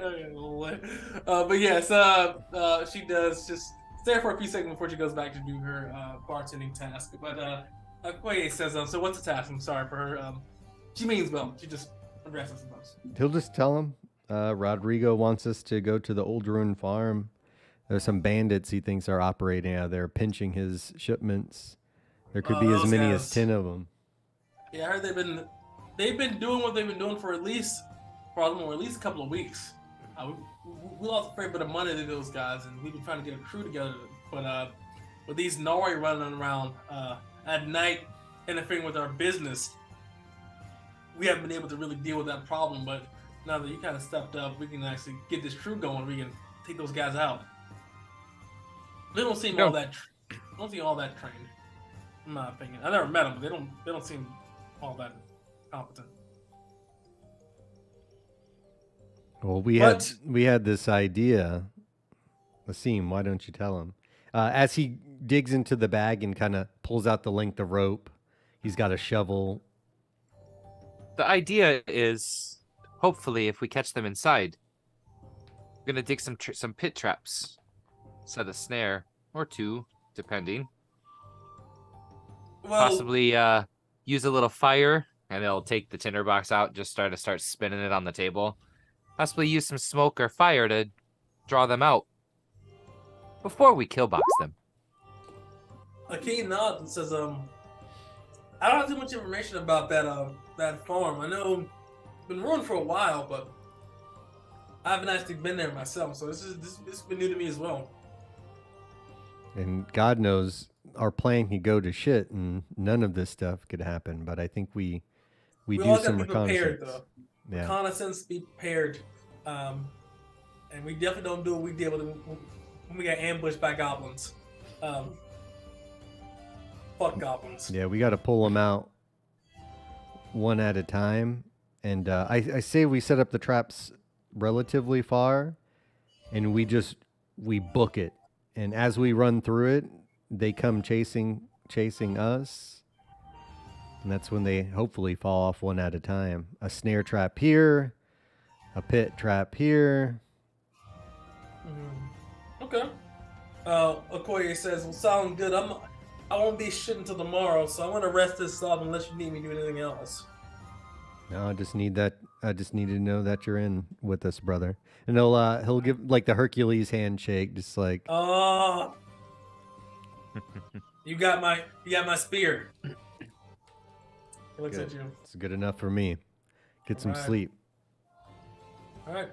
He's tried to sleep the best he can. After he knocks on a stiff drink, and you guys have. I say right now it's about 5, 6. You guys went to the market, shopped around, came back here, spoke to Okoye, and you guys are now. It's about 5. It's twilight right now. I still think you should meet the tincture if you're an herbalist by trade. You might get a kick out of him. I might. He is a northerner. It's good to see my brothers. The only ones I've seen here are a couple of brutes, but sure. And if we're not leaving until tomorrow, maybe at least get paid another 5 copper for the twilight hours tonight. I might be able to buy some things and put something together for Okoye. He needs to be tip-top shape. All right. I agree. I head over to the tincture. All right. As you go over to the tincture, you see that the door is wide open, and you see Gon in a position like how it feels to chew 5 gum. That's what he's in right now, behind his desk right now. I told you he was a character, didn't I? He'll step in. Oh yes. Oh, your voice got a little low there. Did you A frog in the throat. I apologize. I liked it better with the frog. I'm sorry. Let me go and clear my throat a little bit. Sorry about that. I'm someone who's in the same trade as you, knows something about herbs and things. This is Gon. It's Gon. Gon, this is. I never truly know how to say your name. I think we've said it about 4 times now, different ways. John. This is John. Yeah, I'm John. Nice to meet you. He'll go, puts his hand out, and shakes it, giving him a nod. But when he grabs his hand, does it feel like the hand of a warrior, or is it soft, like he's not It a feels laborer? very soft, very soft. But as you look at him and look him in the eyes, give me a wisdom check. I was gonna ask, is there a box open on the table? As with a 7, there's something about him that seems off. I didn't need a wisdom check for that one. Something's wrong with this guy. Yeah, no, but like, okay, like if you look at him from what you see, even though he has the body of a non-warrior, his eyes are very shifty. He's seen and has done a lot of things that have been very dangerous and caused someone to be very alert. Well, it's like, pleased to meet you. I hear you're a herbalist. Yeah, I'm looking for something to help with some minor wounds. What do you have in stock? Check in the back.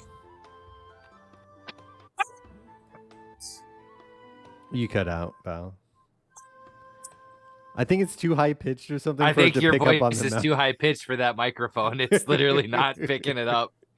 Are you related to Look, I'm in the chipmunks. Hold on. He says,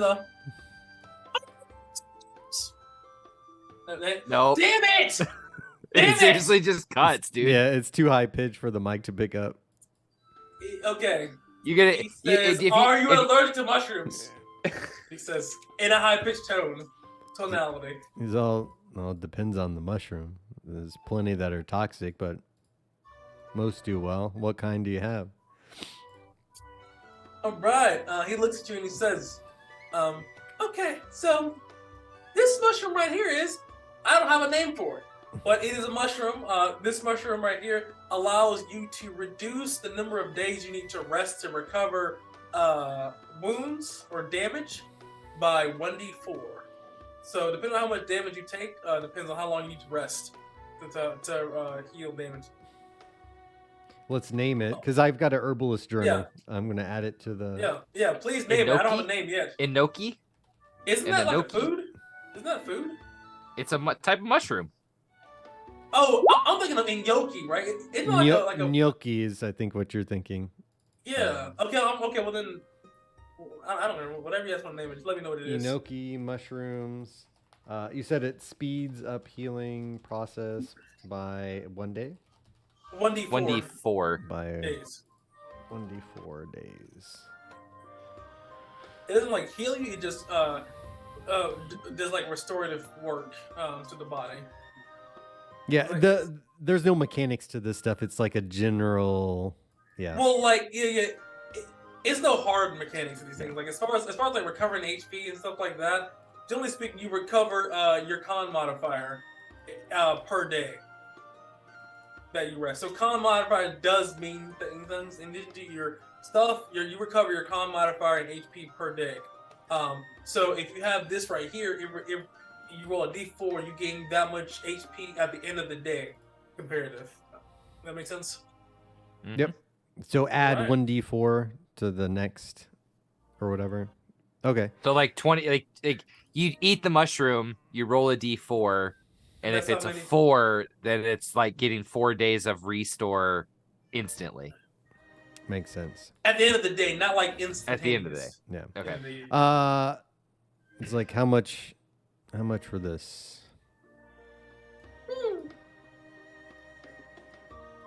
Let's see. You're a northerner. Mm-hmm. I got kicked out of the north. I don't like you guys. But he is with me. And I You did kill that kid for me. I appreciate that. He looks at you. He looks and says, and I planned on standing out front at least again tonight for a little while. This is for you. For him. Gon will lean in, big and looming, as an outlaw. Even though he's a novice, he's gonna try to intimidate him. Just looking at him, he's like, "You know, I'm good for your business, right? I leave a lot of people hurt and wounded and looking for medicine." He looks at you and he says, and he gets in close to you, and he says,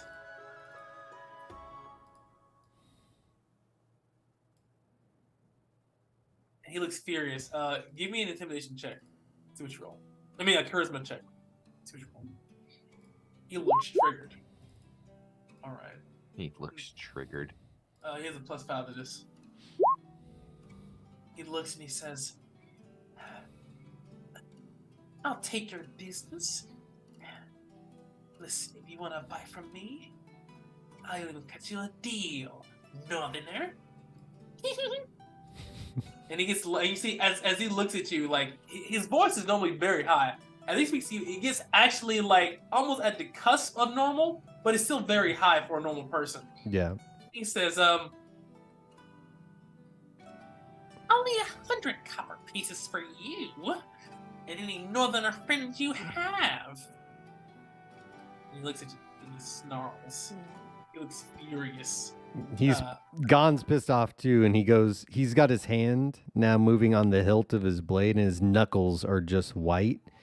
He's like, "You fucking eunuch, you stupid bastard. You think you could do this to me?" And he'll just leave. He's like, "Oh, I'll come back, and I'll take more than 100 copper pieces out of your ass." And he just storms off. It's like, you see him smile.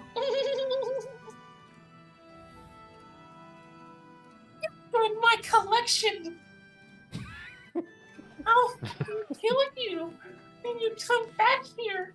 I'll make you a mushroom puppet. as he leaves, there's gonna if there's like a shelf or something, he's just gonna there's shelf. knocks it over. Just fuck He's you. laughing. He's just laughing maniacally. So, dun dun dun dun dun. So, guys that are watching, there's no mechanics for this, but it's something called mortal enemies. So, Gon, you have officially gained a mortal enemy. No matter what you do and anything you will do, this guy will never ever be swayed to join you, work with you in any way, shape, or form possible in all of perpetuity, in this life and the next. So even if you had the power to raise him from the dead, he hates you so much that he would never obey any orders you would ever do. That's okay. I'd raise him back from the dead just to kill him again. But like I said, mortal enemy. Mark that, John. I got it. He's not like Gon at all. So that being said, he does sell you the Inyoki mushrooms for 25 copper pieces if you like to buy it.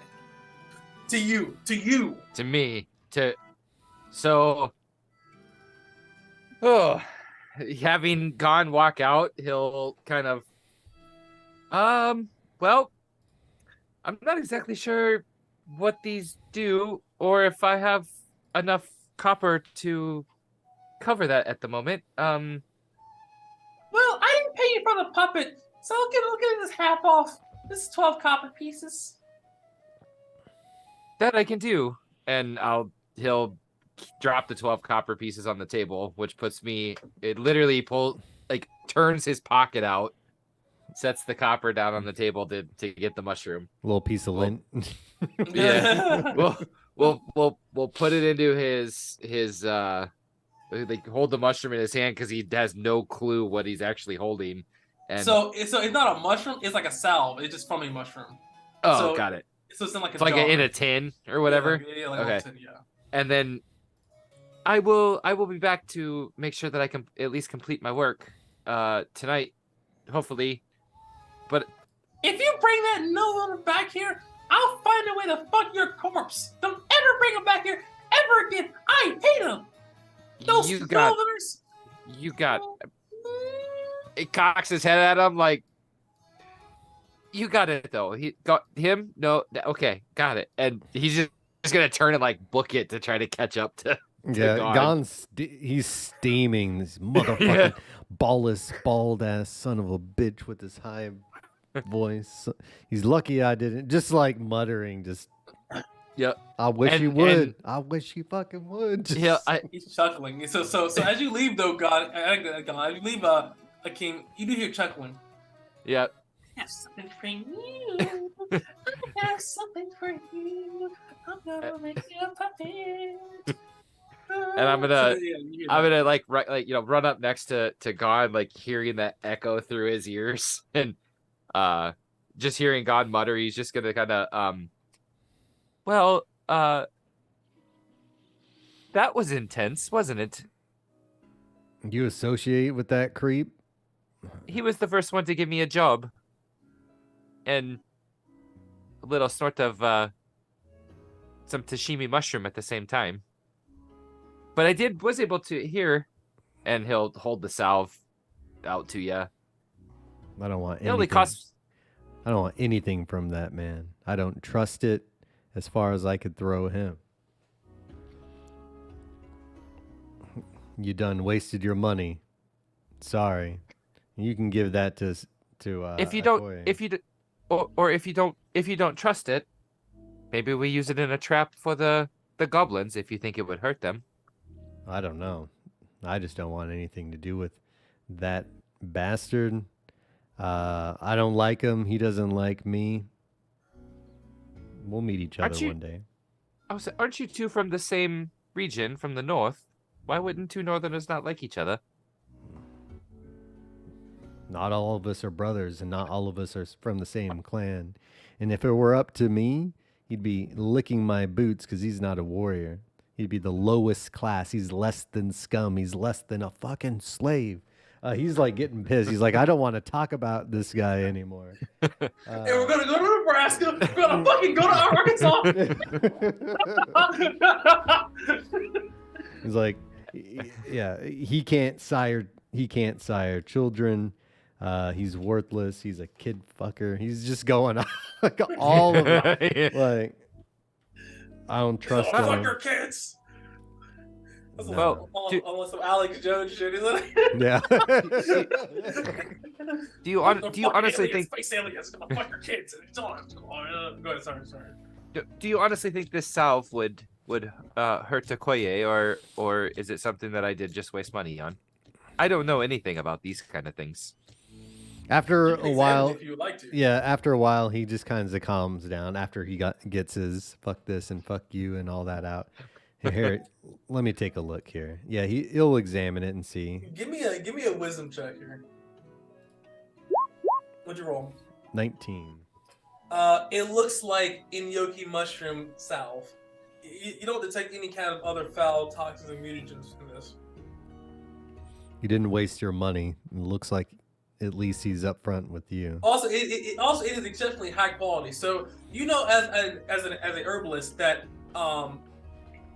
the quality scales. So really shitty Inyoki mushroom salve is only 1 day, but it goes from 1 day, 1d4 days like the lower end, 1d6 days is like the good stuff, and it's like game mechanic-y, but this is kind of what you know from like quality basically. Yeah. And some of the high quality stuff is actually 1d12 days.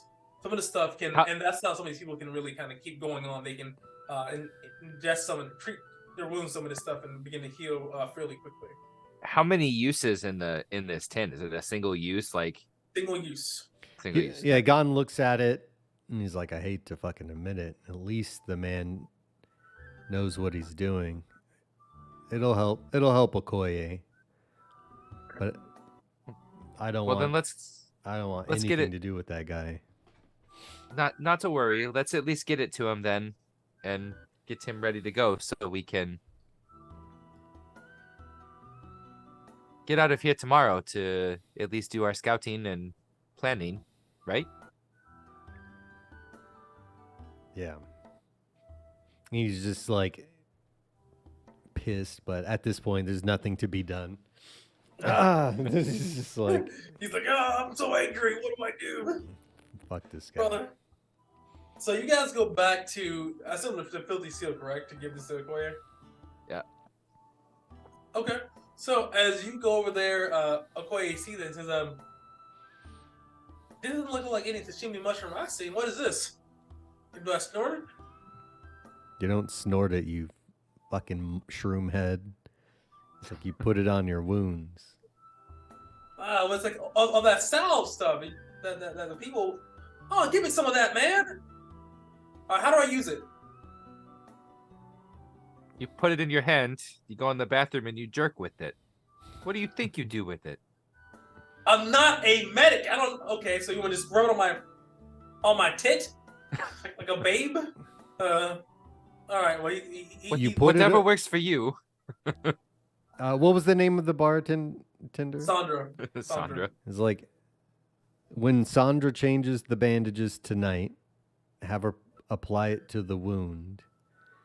She wants to get it packed in on there, and you'll find yourself in tip-top shape tomorrow. All right, sick. I'll be ready. All right, hey Sandra, come out to play.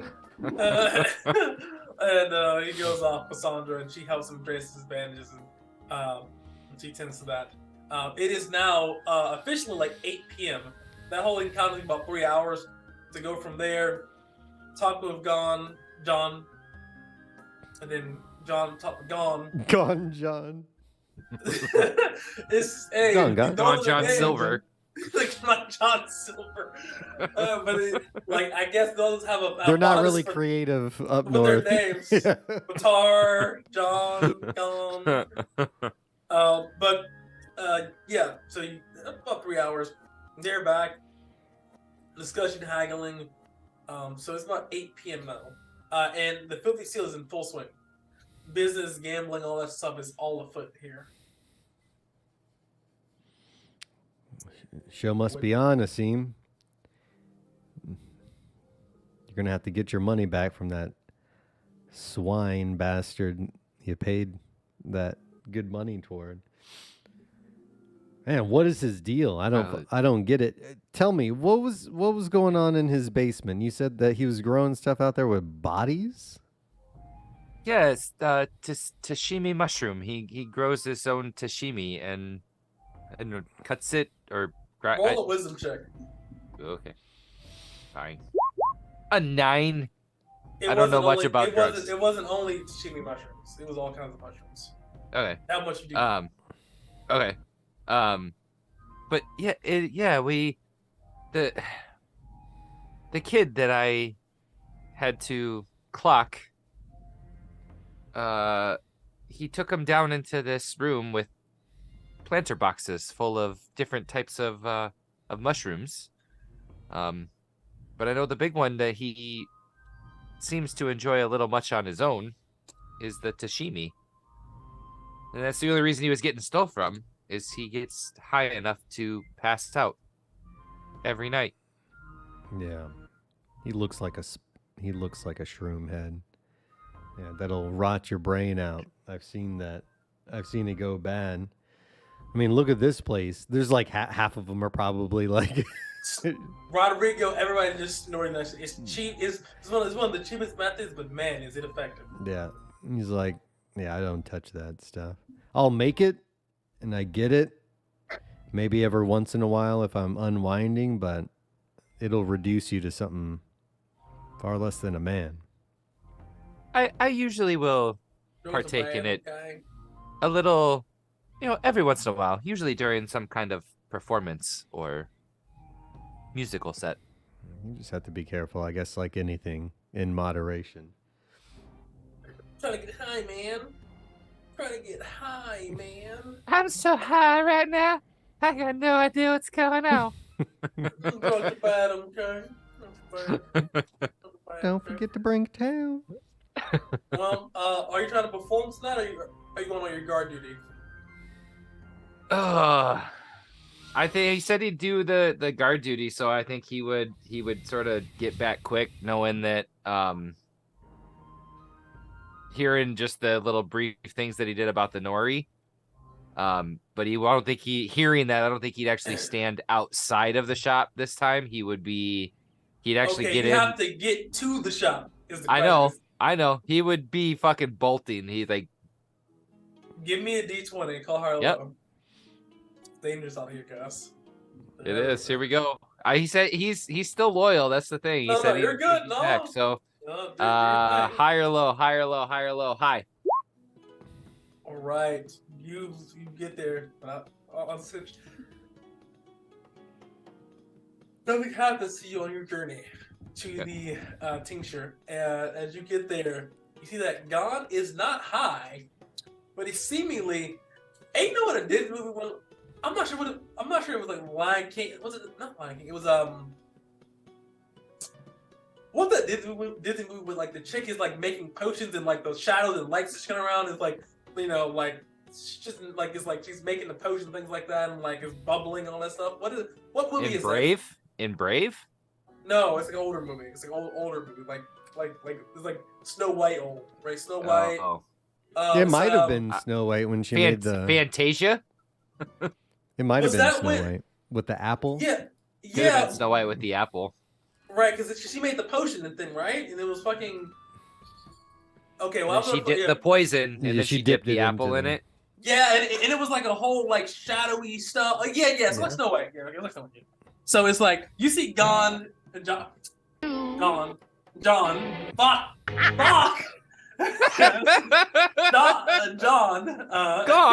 Gone. How did you get here so fast? You see John in here in a cauldron, and he's like, a little bit of this, a little bit of that, and he's like, what is it you're making? As I walk in and like shut the door. You might want to leave it open. If you close it, you're probably gonna die. He's making meth. He's got the literally. He'll kick it. He'll throw the door back open. Walter White come out the back. He's got the biohazard suit on. Jesse. No, but so you see, John is making. You're not sure what it is, but he's a large cauldron. And there are several different colors of different kind of mushrooms here. And as you look at inside of the cauldron, it does not look pleasant. It's boiling, purplish liquid.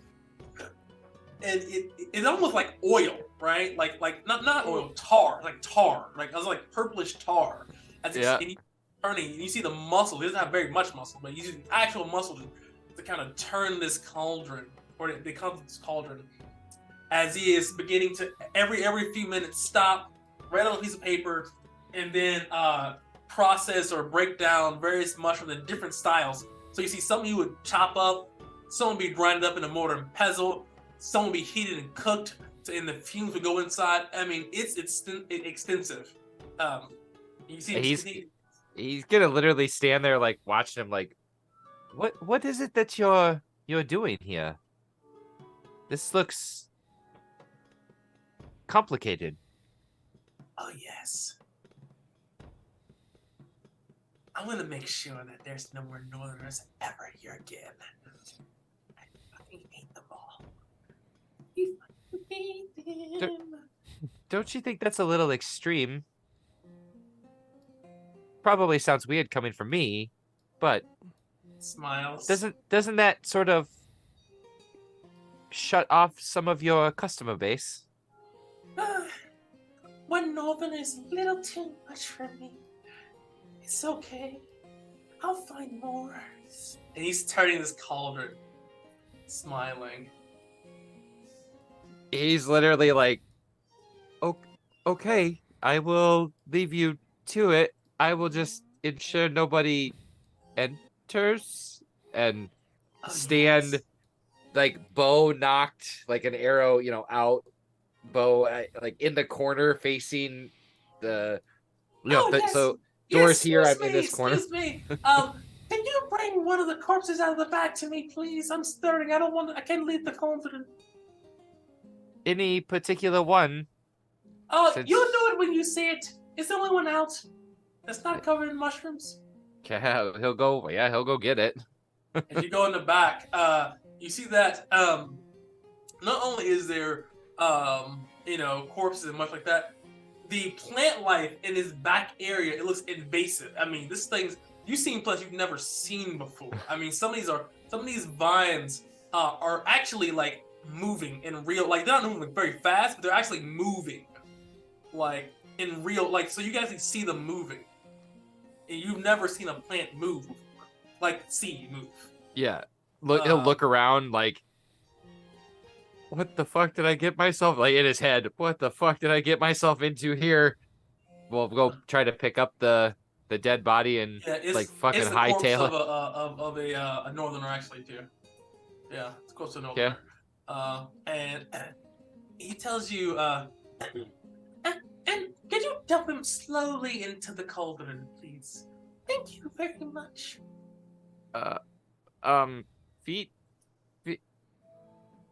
first? Head first. It makes it easier to stir. Okay, I'm gonna roll a con check, I think, because he might throw up at this. That's pretty grim. Also, guys, if you're watching this, mature themes. Dithra is a dark place, guys. Filled with people that are not so nice. So he starts dipping the body in, like head first, kind of looking away. Somehow manages. He's like, as you dip the body into it, it's actually very easy. As you see the body quickly degrade, as if it was like fucking hydrochloric acid. This is a little. What is this? Is this just what this does? Is this a decomposer or? What is it you're actually doing? No. This is some very, very good, you can call it a poison, but it's more than that. It's this. I've been waiting for this moment to do it. Actually make it. And he grabs your face and holds you close. He's like, I'm gonna make it. I'm gonna make it now. And he seems very unstable. Maybe is this time sensitive? Oh yes, of Oh course. no. Yeah, he's still holding your face. Yeah, he's just like kind of looking at him, like staring at him, like he does not know what to say. He's watching this, just like having these like thoughts are just like flying through his head. He's literally just standing there wide-eyed, like, I'm gonna fucking die. Like literally. He says, after a few seconds, he kind of pats you on the face and says, it'll be okay. You're not a northerner. It'll be fine. But I'm standing over this. You said if I closed the door, it could kill. And I'm standing directly over the pot. He's so confused at this moment. He says, don't close the door. You'll be fine. Or open some windows. It shouldn't kill you, I think. Okay. Well. And he begins to stir. And you see this sickening coppery smell. It smells like rotting fruit. Begin to erupt from this room. This store had like an earthy tone to it, really. Now is like this kind of rich, coppery, iron smelling, rotting fruit smell. And it is this impressing over this kind of place. As you slowly but surely see that the liquid in the cauldron is actually spilling out over it and draining down its sides. And you see Don laugh maniacally as this happens. Is it like burning the floor or just... No, but it is pooling into a single spot. What is it doing? Don't you want to leave it? Isn't that wasting it? He's still laughing maniacally. You feel like in your heart of hearts and your souls of souls, you might want to flee for your life. There's no role here This guy is laughing maniacally in front of some strange liquid. He's going fucking nuts. Yeah, he's laughing. Yeah, he's pretty. I think what he would do, because he wouldn't. He's scared for his life in both directions after hearing about the Nari and not truly understanding that, and hearing that. So I think, is this an actual bar like across the way? Yeah, let me see here. The tanker, Victoria's tanker. That's a brewery, so that does close in there. That's not an actual like bar. Okay. But so it's not a bar. But yeah, so you know that's actually closed. You gotta walk past here. Boy, I guess in that case, yeah, he'd make a run for it and hope that he doesn't encounter anything on the way up and just fucking bolt, I guess, back to the filthy seal. Right. Because he doesn't know of anything else where he could actually find a place to possibly lay down, so he hasn't seen enough of it. All right. As you go across, give me a D20, a 2D20. Yep. 2D20. 2D20.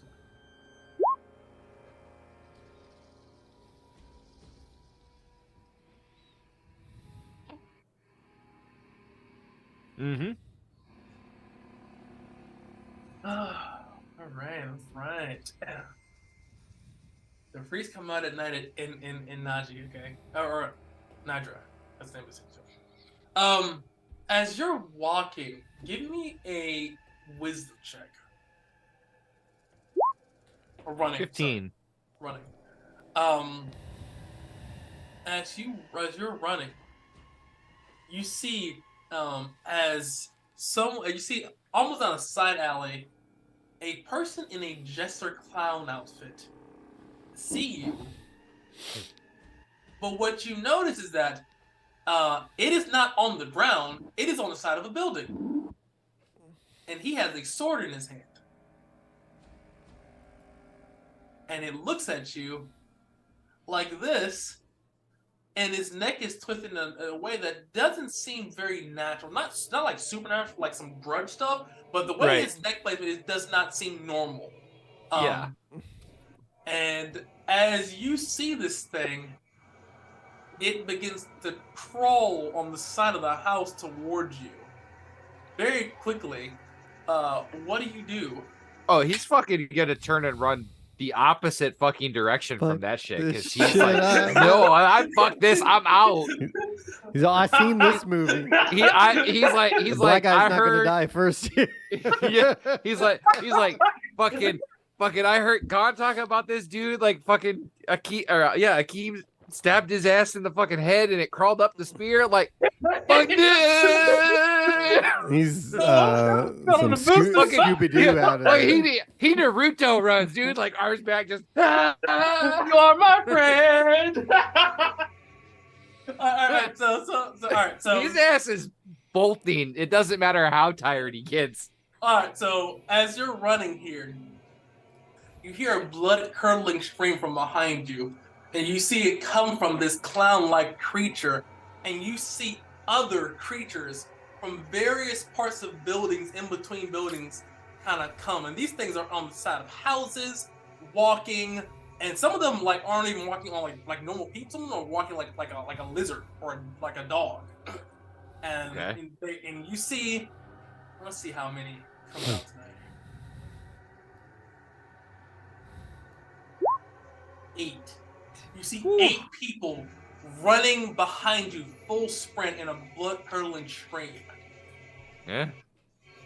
All right. Roll. Legit.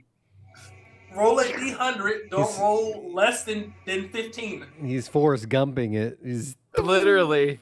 Don't roll a D100. Don't roll less than 15. 25.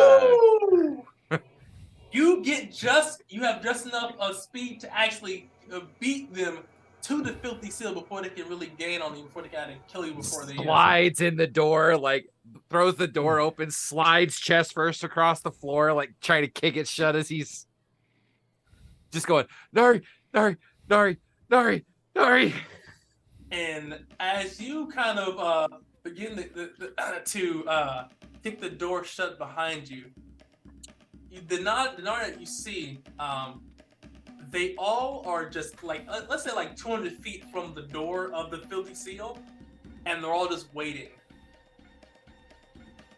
The music is perfect right now. And you can see them, and you can see them through the windows, just waiting with blades, hammers, mauls, just literally, just waiting.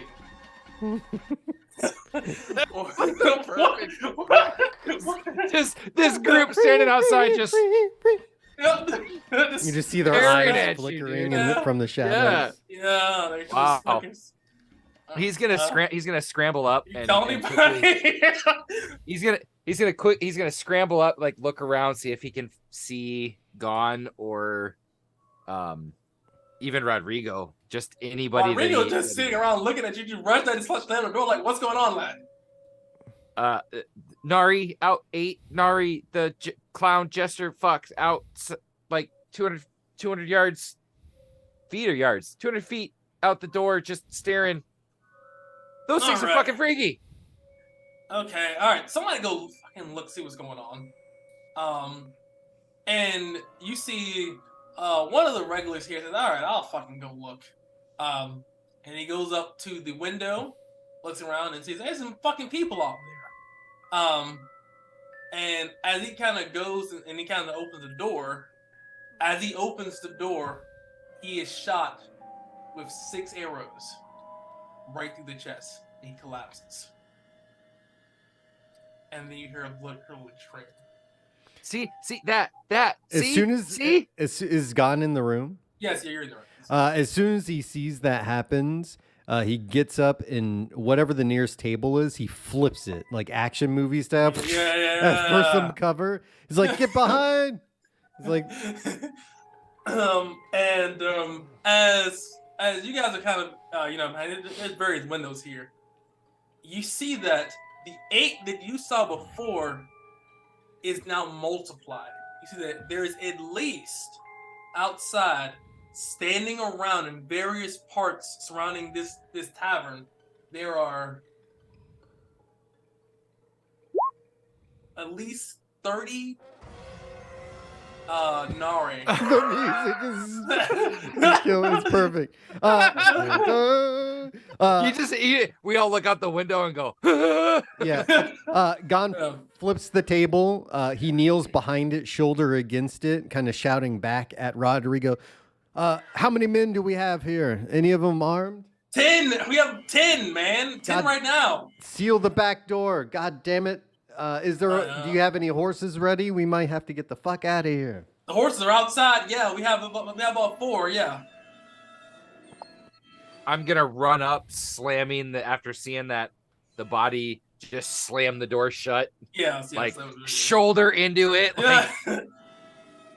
All right, you slam the door shut. There is like a wooden latch so you can kind of throw like the barricade behind. So too. And somebody rushes in the back of this tavern, and then you also hear another blood-curdling scream, and then you hear as if someone gets shot with arrows as well. We're kind of a sitting duck here. Thinking.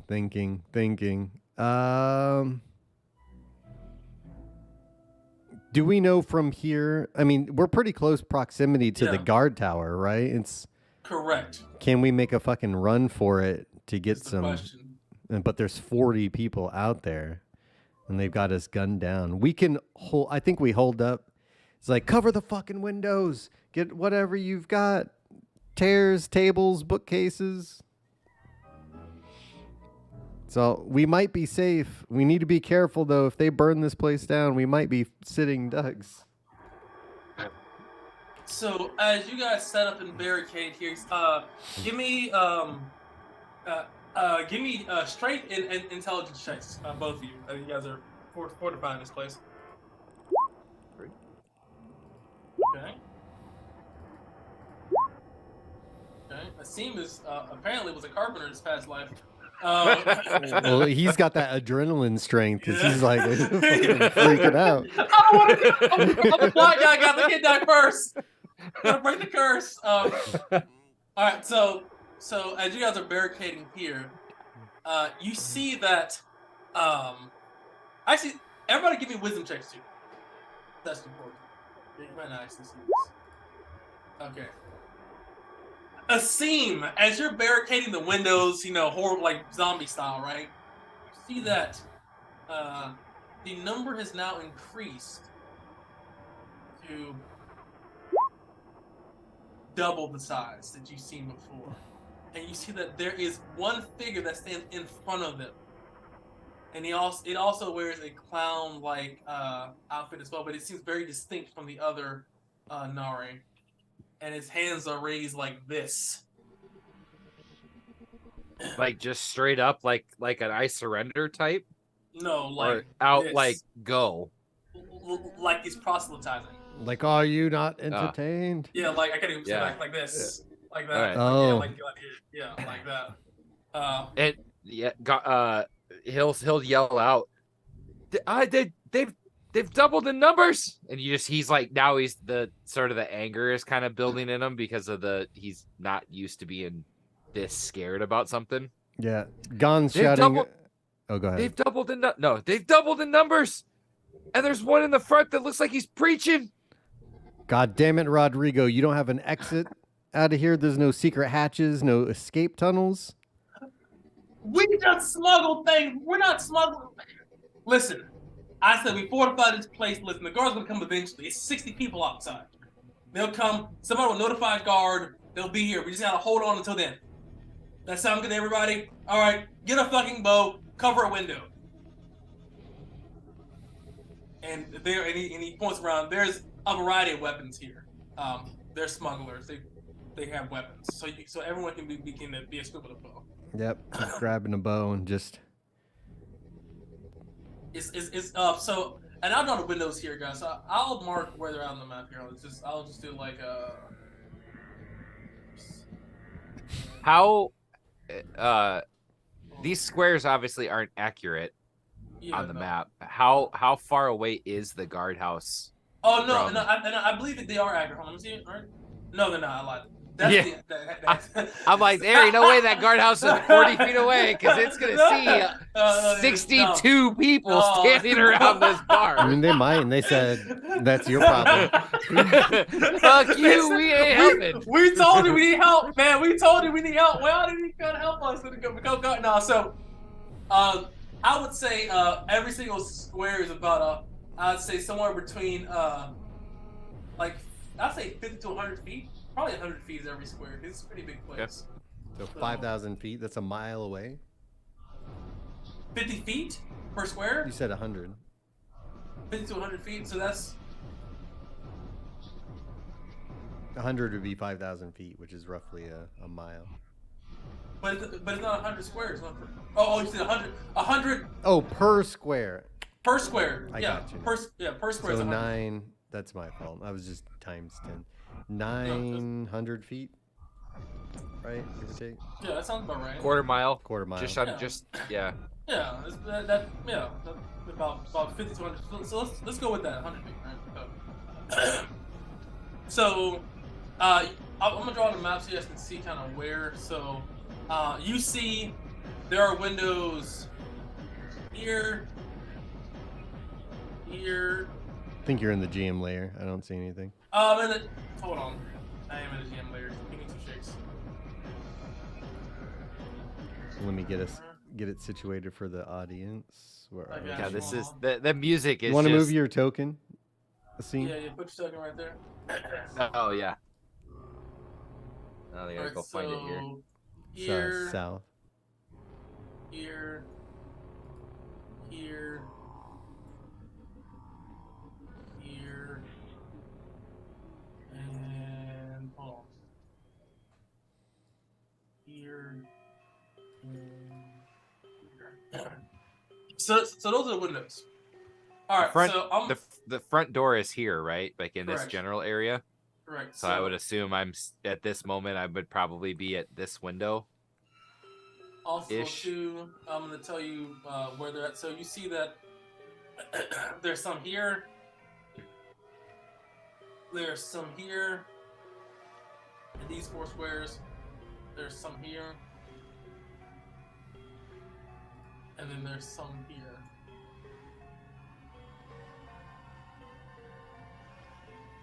And there's some here as well. So this is probably scattered around. So is these 4 squares here? Hold on, let me see. So these 4 squares here, and here, and then it kind of carries on right here. And they're kind of spread up, not evenly, but they're more concentrated in this area. But there's definitely somewhere between 5 to 15 in every general direction. But it's like 20 to 25 over here. And you see the figure. You see the figure was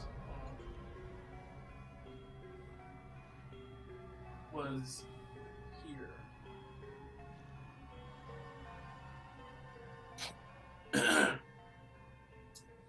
All right, as you fortify. Right there. Yep, the orange dot. Y'all see that? Yep. All right. So the figure was right there. Okay. So you can't make out any very noticeable, discernible things, but he does look different. One, it isn't in these variety of crazy poses like the other Nari is standing straight up, and not in these strange poses, so he doesn't look as. He looks much more distinct because he's looking crazy. But still wearing a clown mask and. Yep, clown mask and clown garb. Since there's so many of them here, are they all wearing the? Is it all similar, like the way that the mask that they wear? Is it all basically the same mask, or is it all no? It is. Every one of them looks distinct. They all have it is clearly a jester's garb. Yeah. But each of them is distinct enough to where it can be separate. Like, so this one might have stars in red and blue. This one might be, moons in green and black, or chickens in white, or something like that. They all look very distinct, but they clearly are following like this gestury feel to them. Yep. All right. As an entertainer, give me an intelligence check. You have advantage on this, actually.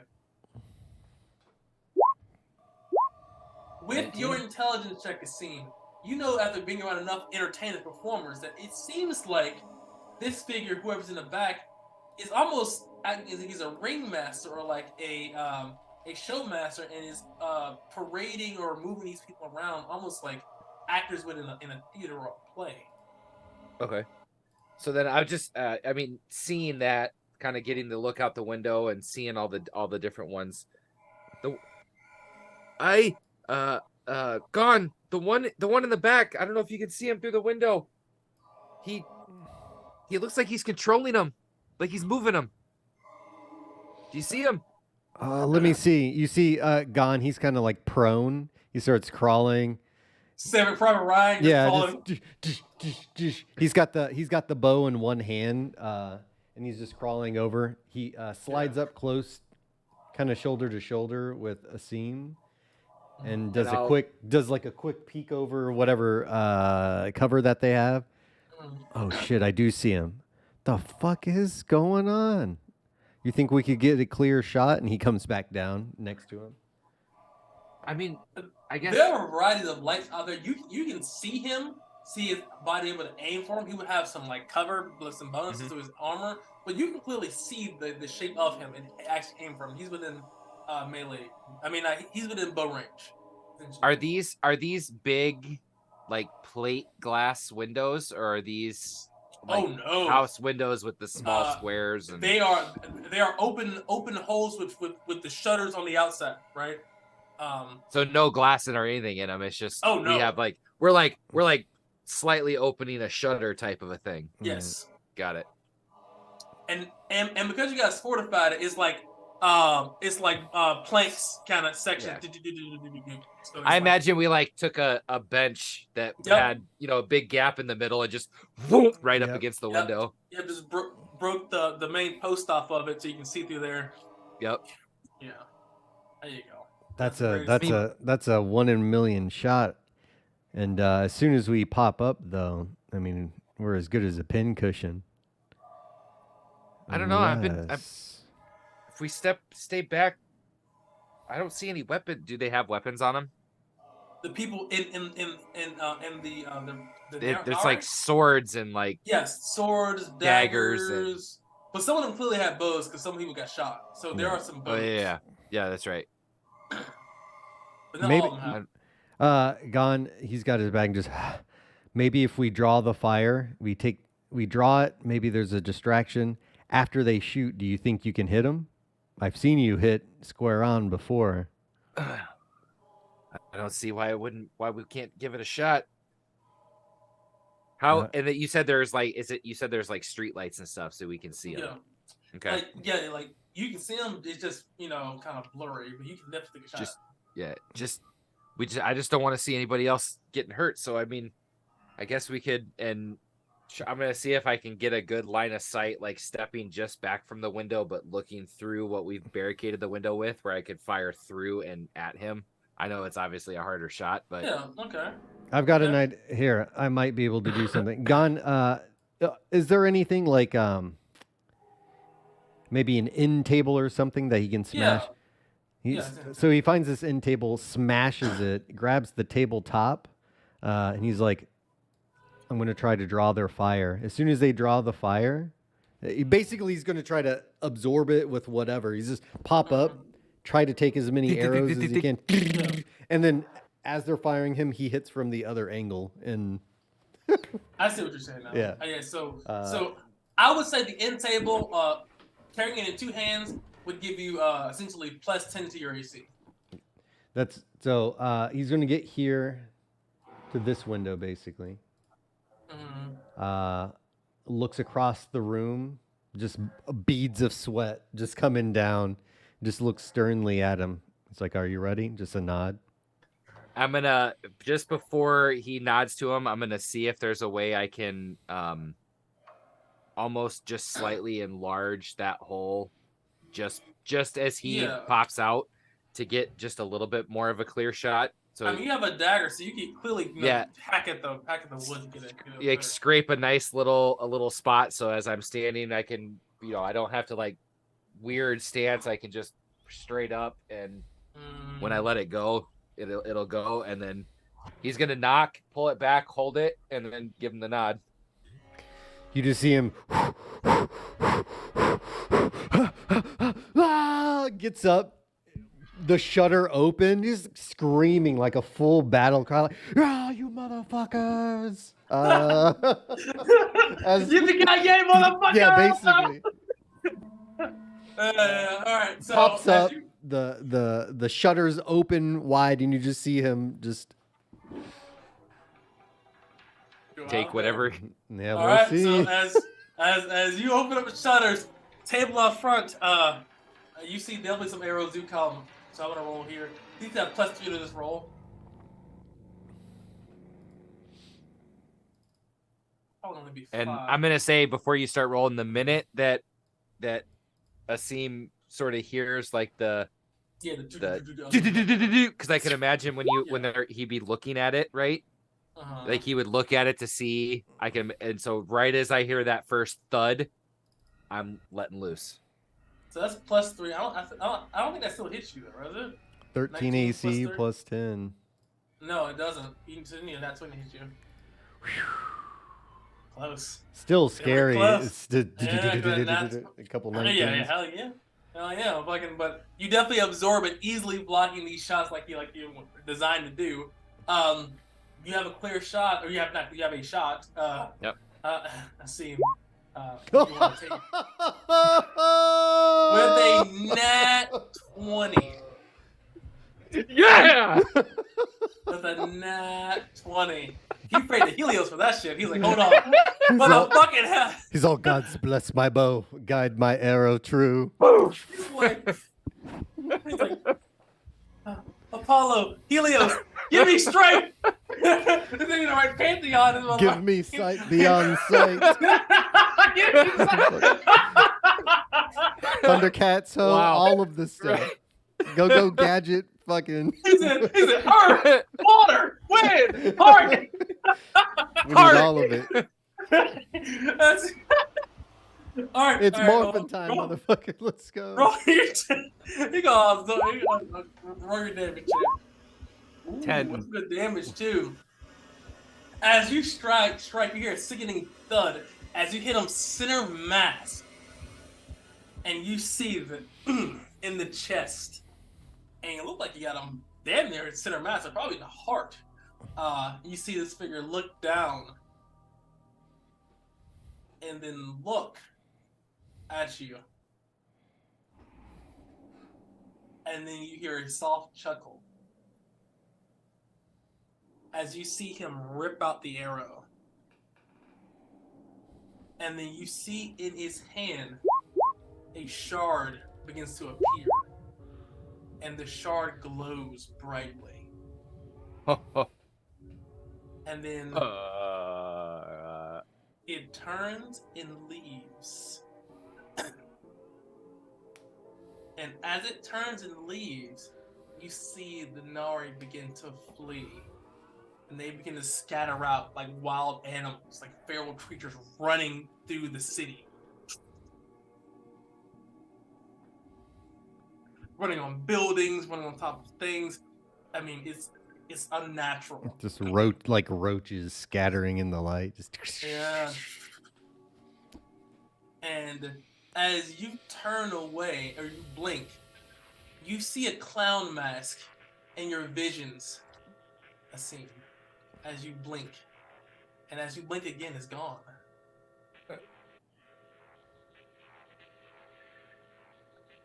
He sort of blinks it away, shakes his head, kind of looks out around him, like just to see what's going on, then starts, kind of looking back through that window, but kind of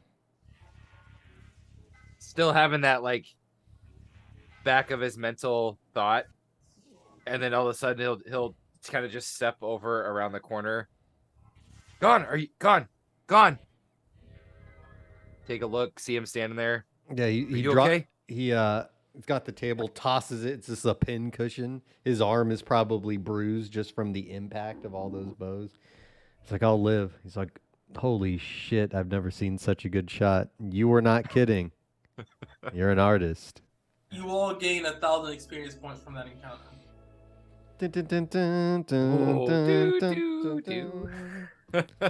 That was exceptionally deadly. Oh man. And it was very unfair. My butt, my cheeks clenched the whole time. Yeah. What did that hit him right in the heart, and he has a shard. Did you see that? I saw that. It's not natural what these creatures can do. If he's able to control and amass an army this way, and even a blow to the heart such as that, it's dangerous. But he can't be immortal. Maybe we strike while the iron's hot. I don't know. It'll probably, even if he is a shard bearer, it might take him a few days to recover, but I'm just not sure. But I mean, did you see how many of them were out there? If he controls that many people, the two of us right now aren't going to be enough. No, I'm no hero. I'm not going after that, but that shard. The shard's pretty tasty. Yeah, I don't like this fucking town. In fact, I was sick of it as soon as I washed up on ashore. As you blink again, as in is naturally, you also see the image of a clown face. He'll see in it. He starts to almost freak out and start spinning around, backing up. What was that? He doesn't say anything. He just has this kind of visceral reaction to seeing that face in front of him again. I said that shard. I hate this town, but that shard is good. Not realizing he's seeing this, he said, "What is that?"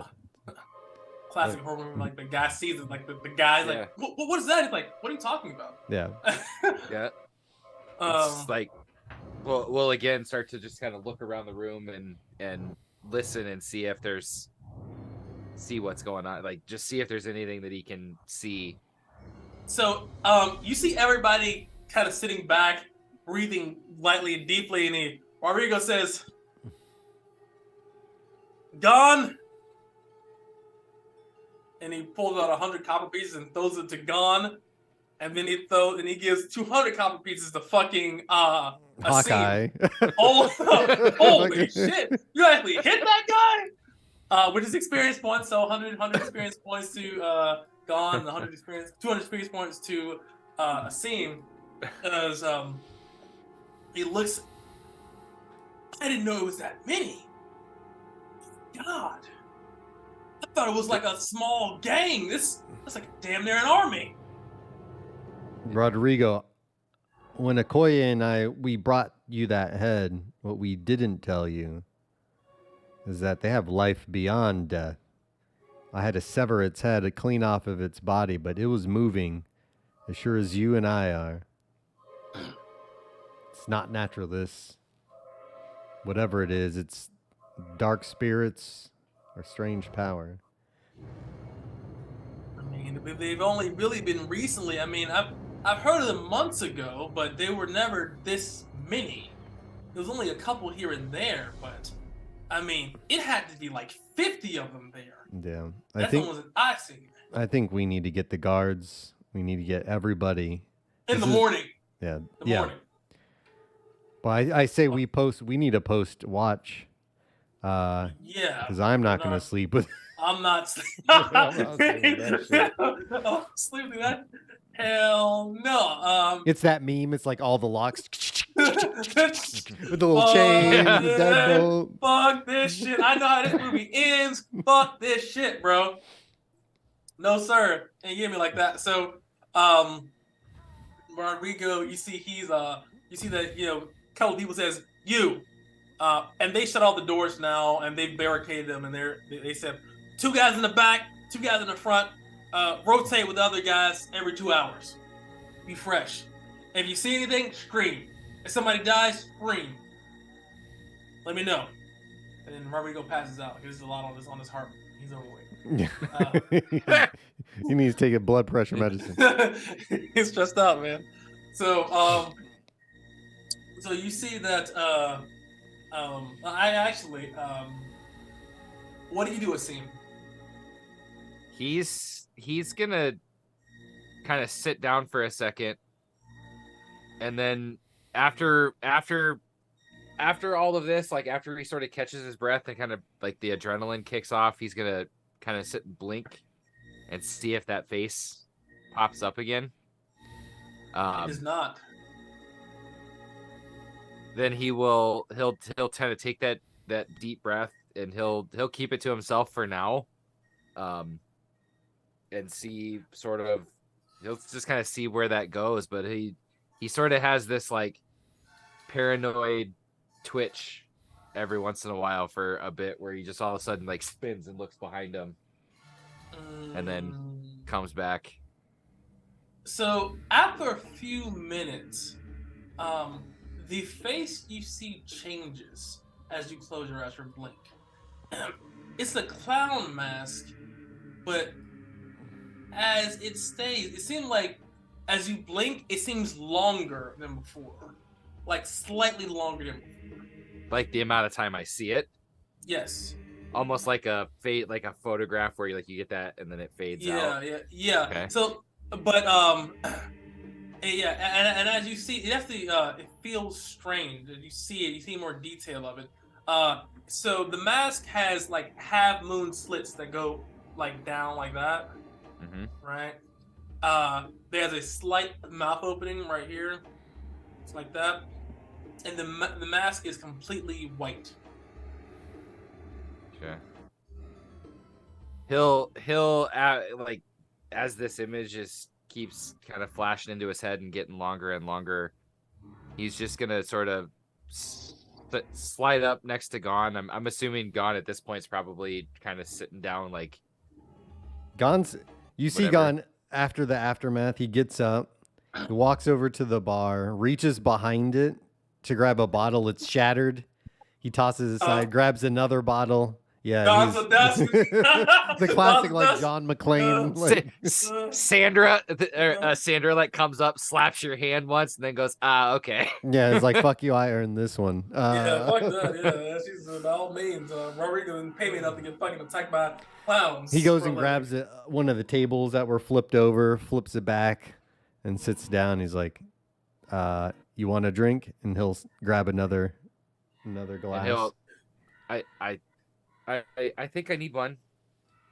And you, Bloop, bloop, bloop, yeah, again, like bloop, bloop, bloop, bloop. he'll sit there and be like, you kind of see him. It's almost like an overblink, and then every once in a while, like almost twitching and looking behind him. Okoye comes down, stretches from being resting, like, hey, what's going on, guys? No, What's going on, man? You missed all the fun. What fun? What happened? Why is this place trash? What happened? We get robbed or something? your head Sorry. is hard as stone. You just see it just chug, glug, glug, glug. I didn't know you were drunk, actually. I usually don't, but sit down, damn. sit down, asshole. We'll Fill you in. fill you in, and He just sits down. I we'll feel, just I feel let pretty him know good. what transpired. Just the short version. He's like, yeah, It was 50 of them? they at least. Man, And I hit, I don't have enough spears for that. and I hit the one that looked like he was puppeted him right in the heart, and it didn't even phase him. So we're fighting immortal clowns now? Rodrigo, you gotta pay me more for this. You said it was a clown gang. These are immortal god clowns. I'm not getting paid enough for this. He had a god shard. Wait, what? A god shard? He had one. He showed it to me. As sure as you breathe, He's a shard bearer? we have a shard bearer. Fuck this. Fuck this. Fuck this. Okoye, I Fuck thought this. you were more of a man than that. Yeah. I'm a man. I fight men, not shard bearers. That's above my fucking pay grade. Go to the Ministry of Shard. You want to find a shard bearer. Have them take care of it. That's their job. We're smugglers. We smuggle goods. We don't fight godly people. I'm a smuggler. You've never wanted to be more than just a smuggler? He says, hell no. Hell no. Hell no. So I gotta fight guys like that? I'm trying to get paid, not trying to become this uber clown warrior. I'm not sure what's going on there. Think of how many horses you can buy with a shard. And guess how many graves I can dig dead? One. So I'll be dead. He had 60, 50 clown horror people with him. Fuck that. I'm a smuggler. Man, listen. I'm not the best father, but I need to, man, fuck that. Fuck this. You retiring already? Wait. Listen. I'm not retiring from smuggling. I'm retiring from that. Fuck that. I'll kill some bandits, some people, whatever. That's fine.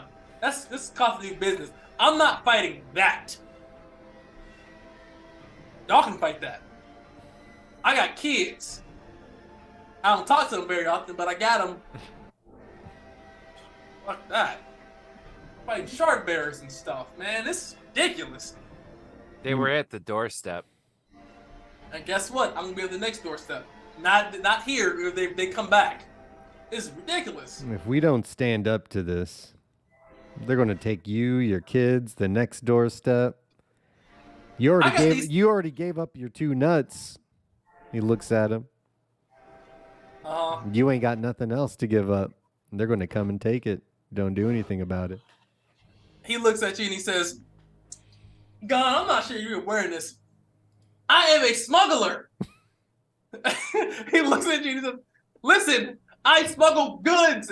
That's like asking a tanner, hey, do you want to be a road warrior or something like that? I'm a smuggler. Koya, we don't have to take them head on. In fact, I agree with you. We can't deal with them at all, but we need to call the guard. We need to call the empress or something. He took a perfectly shot arrow to the chest and acted like it was nothing. We need to talk to the governor then. The governor has the shard. But to meet him in battle, to be able to take out a shard bear and claim it as your own, it's like the first kingdom. It's like Batar, the story of the great one. And you can be in the history books with him when you die, and I'll bury you. Listen, I got love for you, I do, but also love then it's life. A good death. Then it's a good death. Good death, man. He's trying to be a hero. I'm a smuggler. I'm not with any of this. Listen, wake me up when it's over. I'm no hero, but I do want to have that. Well, I say we get some sleep and we can talk to this ministry. What did you call it? The Sharders? The charcuteries? The Ministry of Shardry. The Shardry. Your southern tongue is so weird. I couldn't think of a better term. But ball table. I couldn't think of a better term. It works. Yeah, it's there. It sounds French, but Shardry. Didn't say quoi. So you guys pass out. Nothing else happens. Let me change the music because you guys aren't dying yet. All right, so you guys made it through 1, 2. It is now morning. It's 6 a.m. It's light outside. Do we level up after this long rest? Yes, you do. Because you got a long rest. Woo. What are we gonna buff up? Oh, let's do our hit dice. Yeah, was that 3d8 now? No, he's 48. He's level 4 now. Oh, I'm level 3, so 3d8. Is that? Oh, yes, 3D, yes. A little bump. Ooh, nice. Hey. That's close. That's right behind. Ain't not that I know. I'll take that. I'll do a bump to strength, whiz, and intelligence. Right. I'm going to do con, intelligence, and whiz. Try to get those fucking those slots. Yeah. Also, Yeah. intelligence checks are pretty useful. Yeah. You need to be smart in this world. No, yeah. I had an argument with somebody about that, and I was telling them, guys, okay, a guy with 8 intelligence can make it through like a low-level threat dungeon, but like once you start unraveling plots that get super out of playing your geniuses, Bobby that didn't graduate high school isn't gonna fucking cut it. Well, you can't brute force your way. Like that's what I'm saying. Like you know, like you can be University of Phoenix does not help you. Right. I see DC College in us. I see DC College. But shout out to them. If you got ready for that, hopefully you found a job.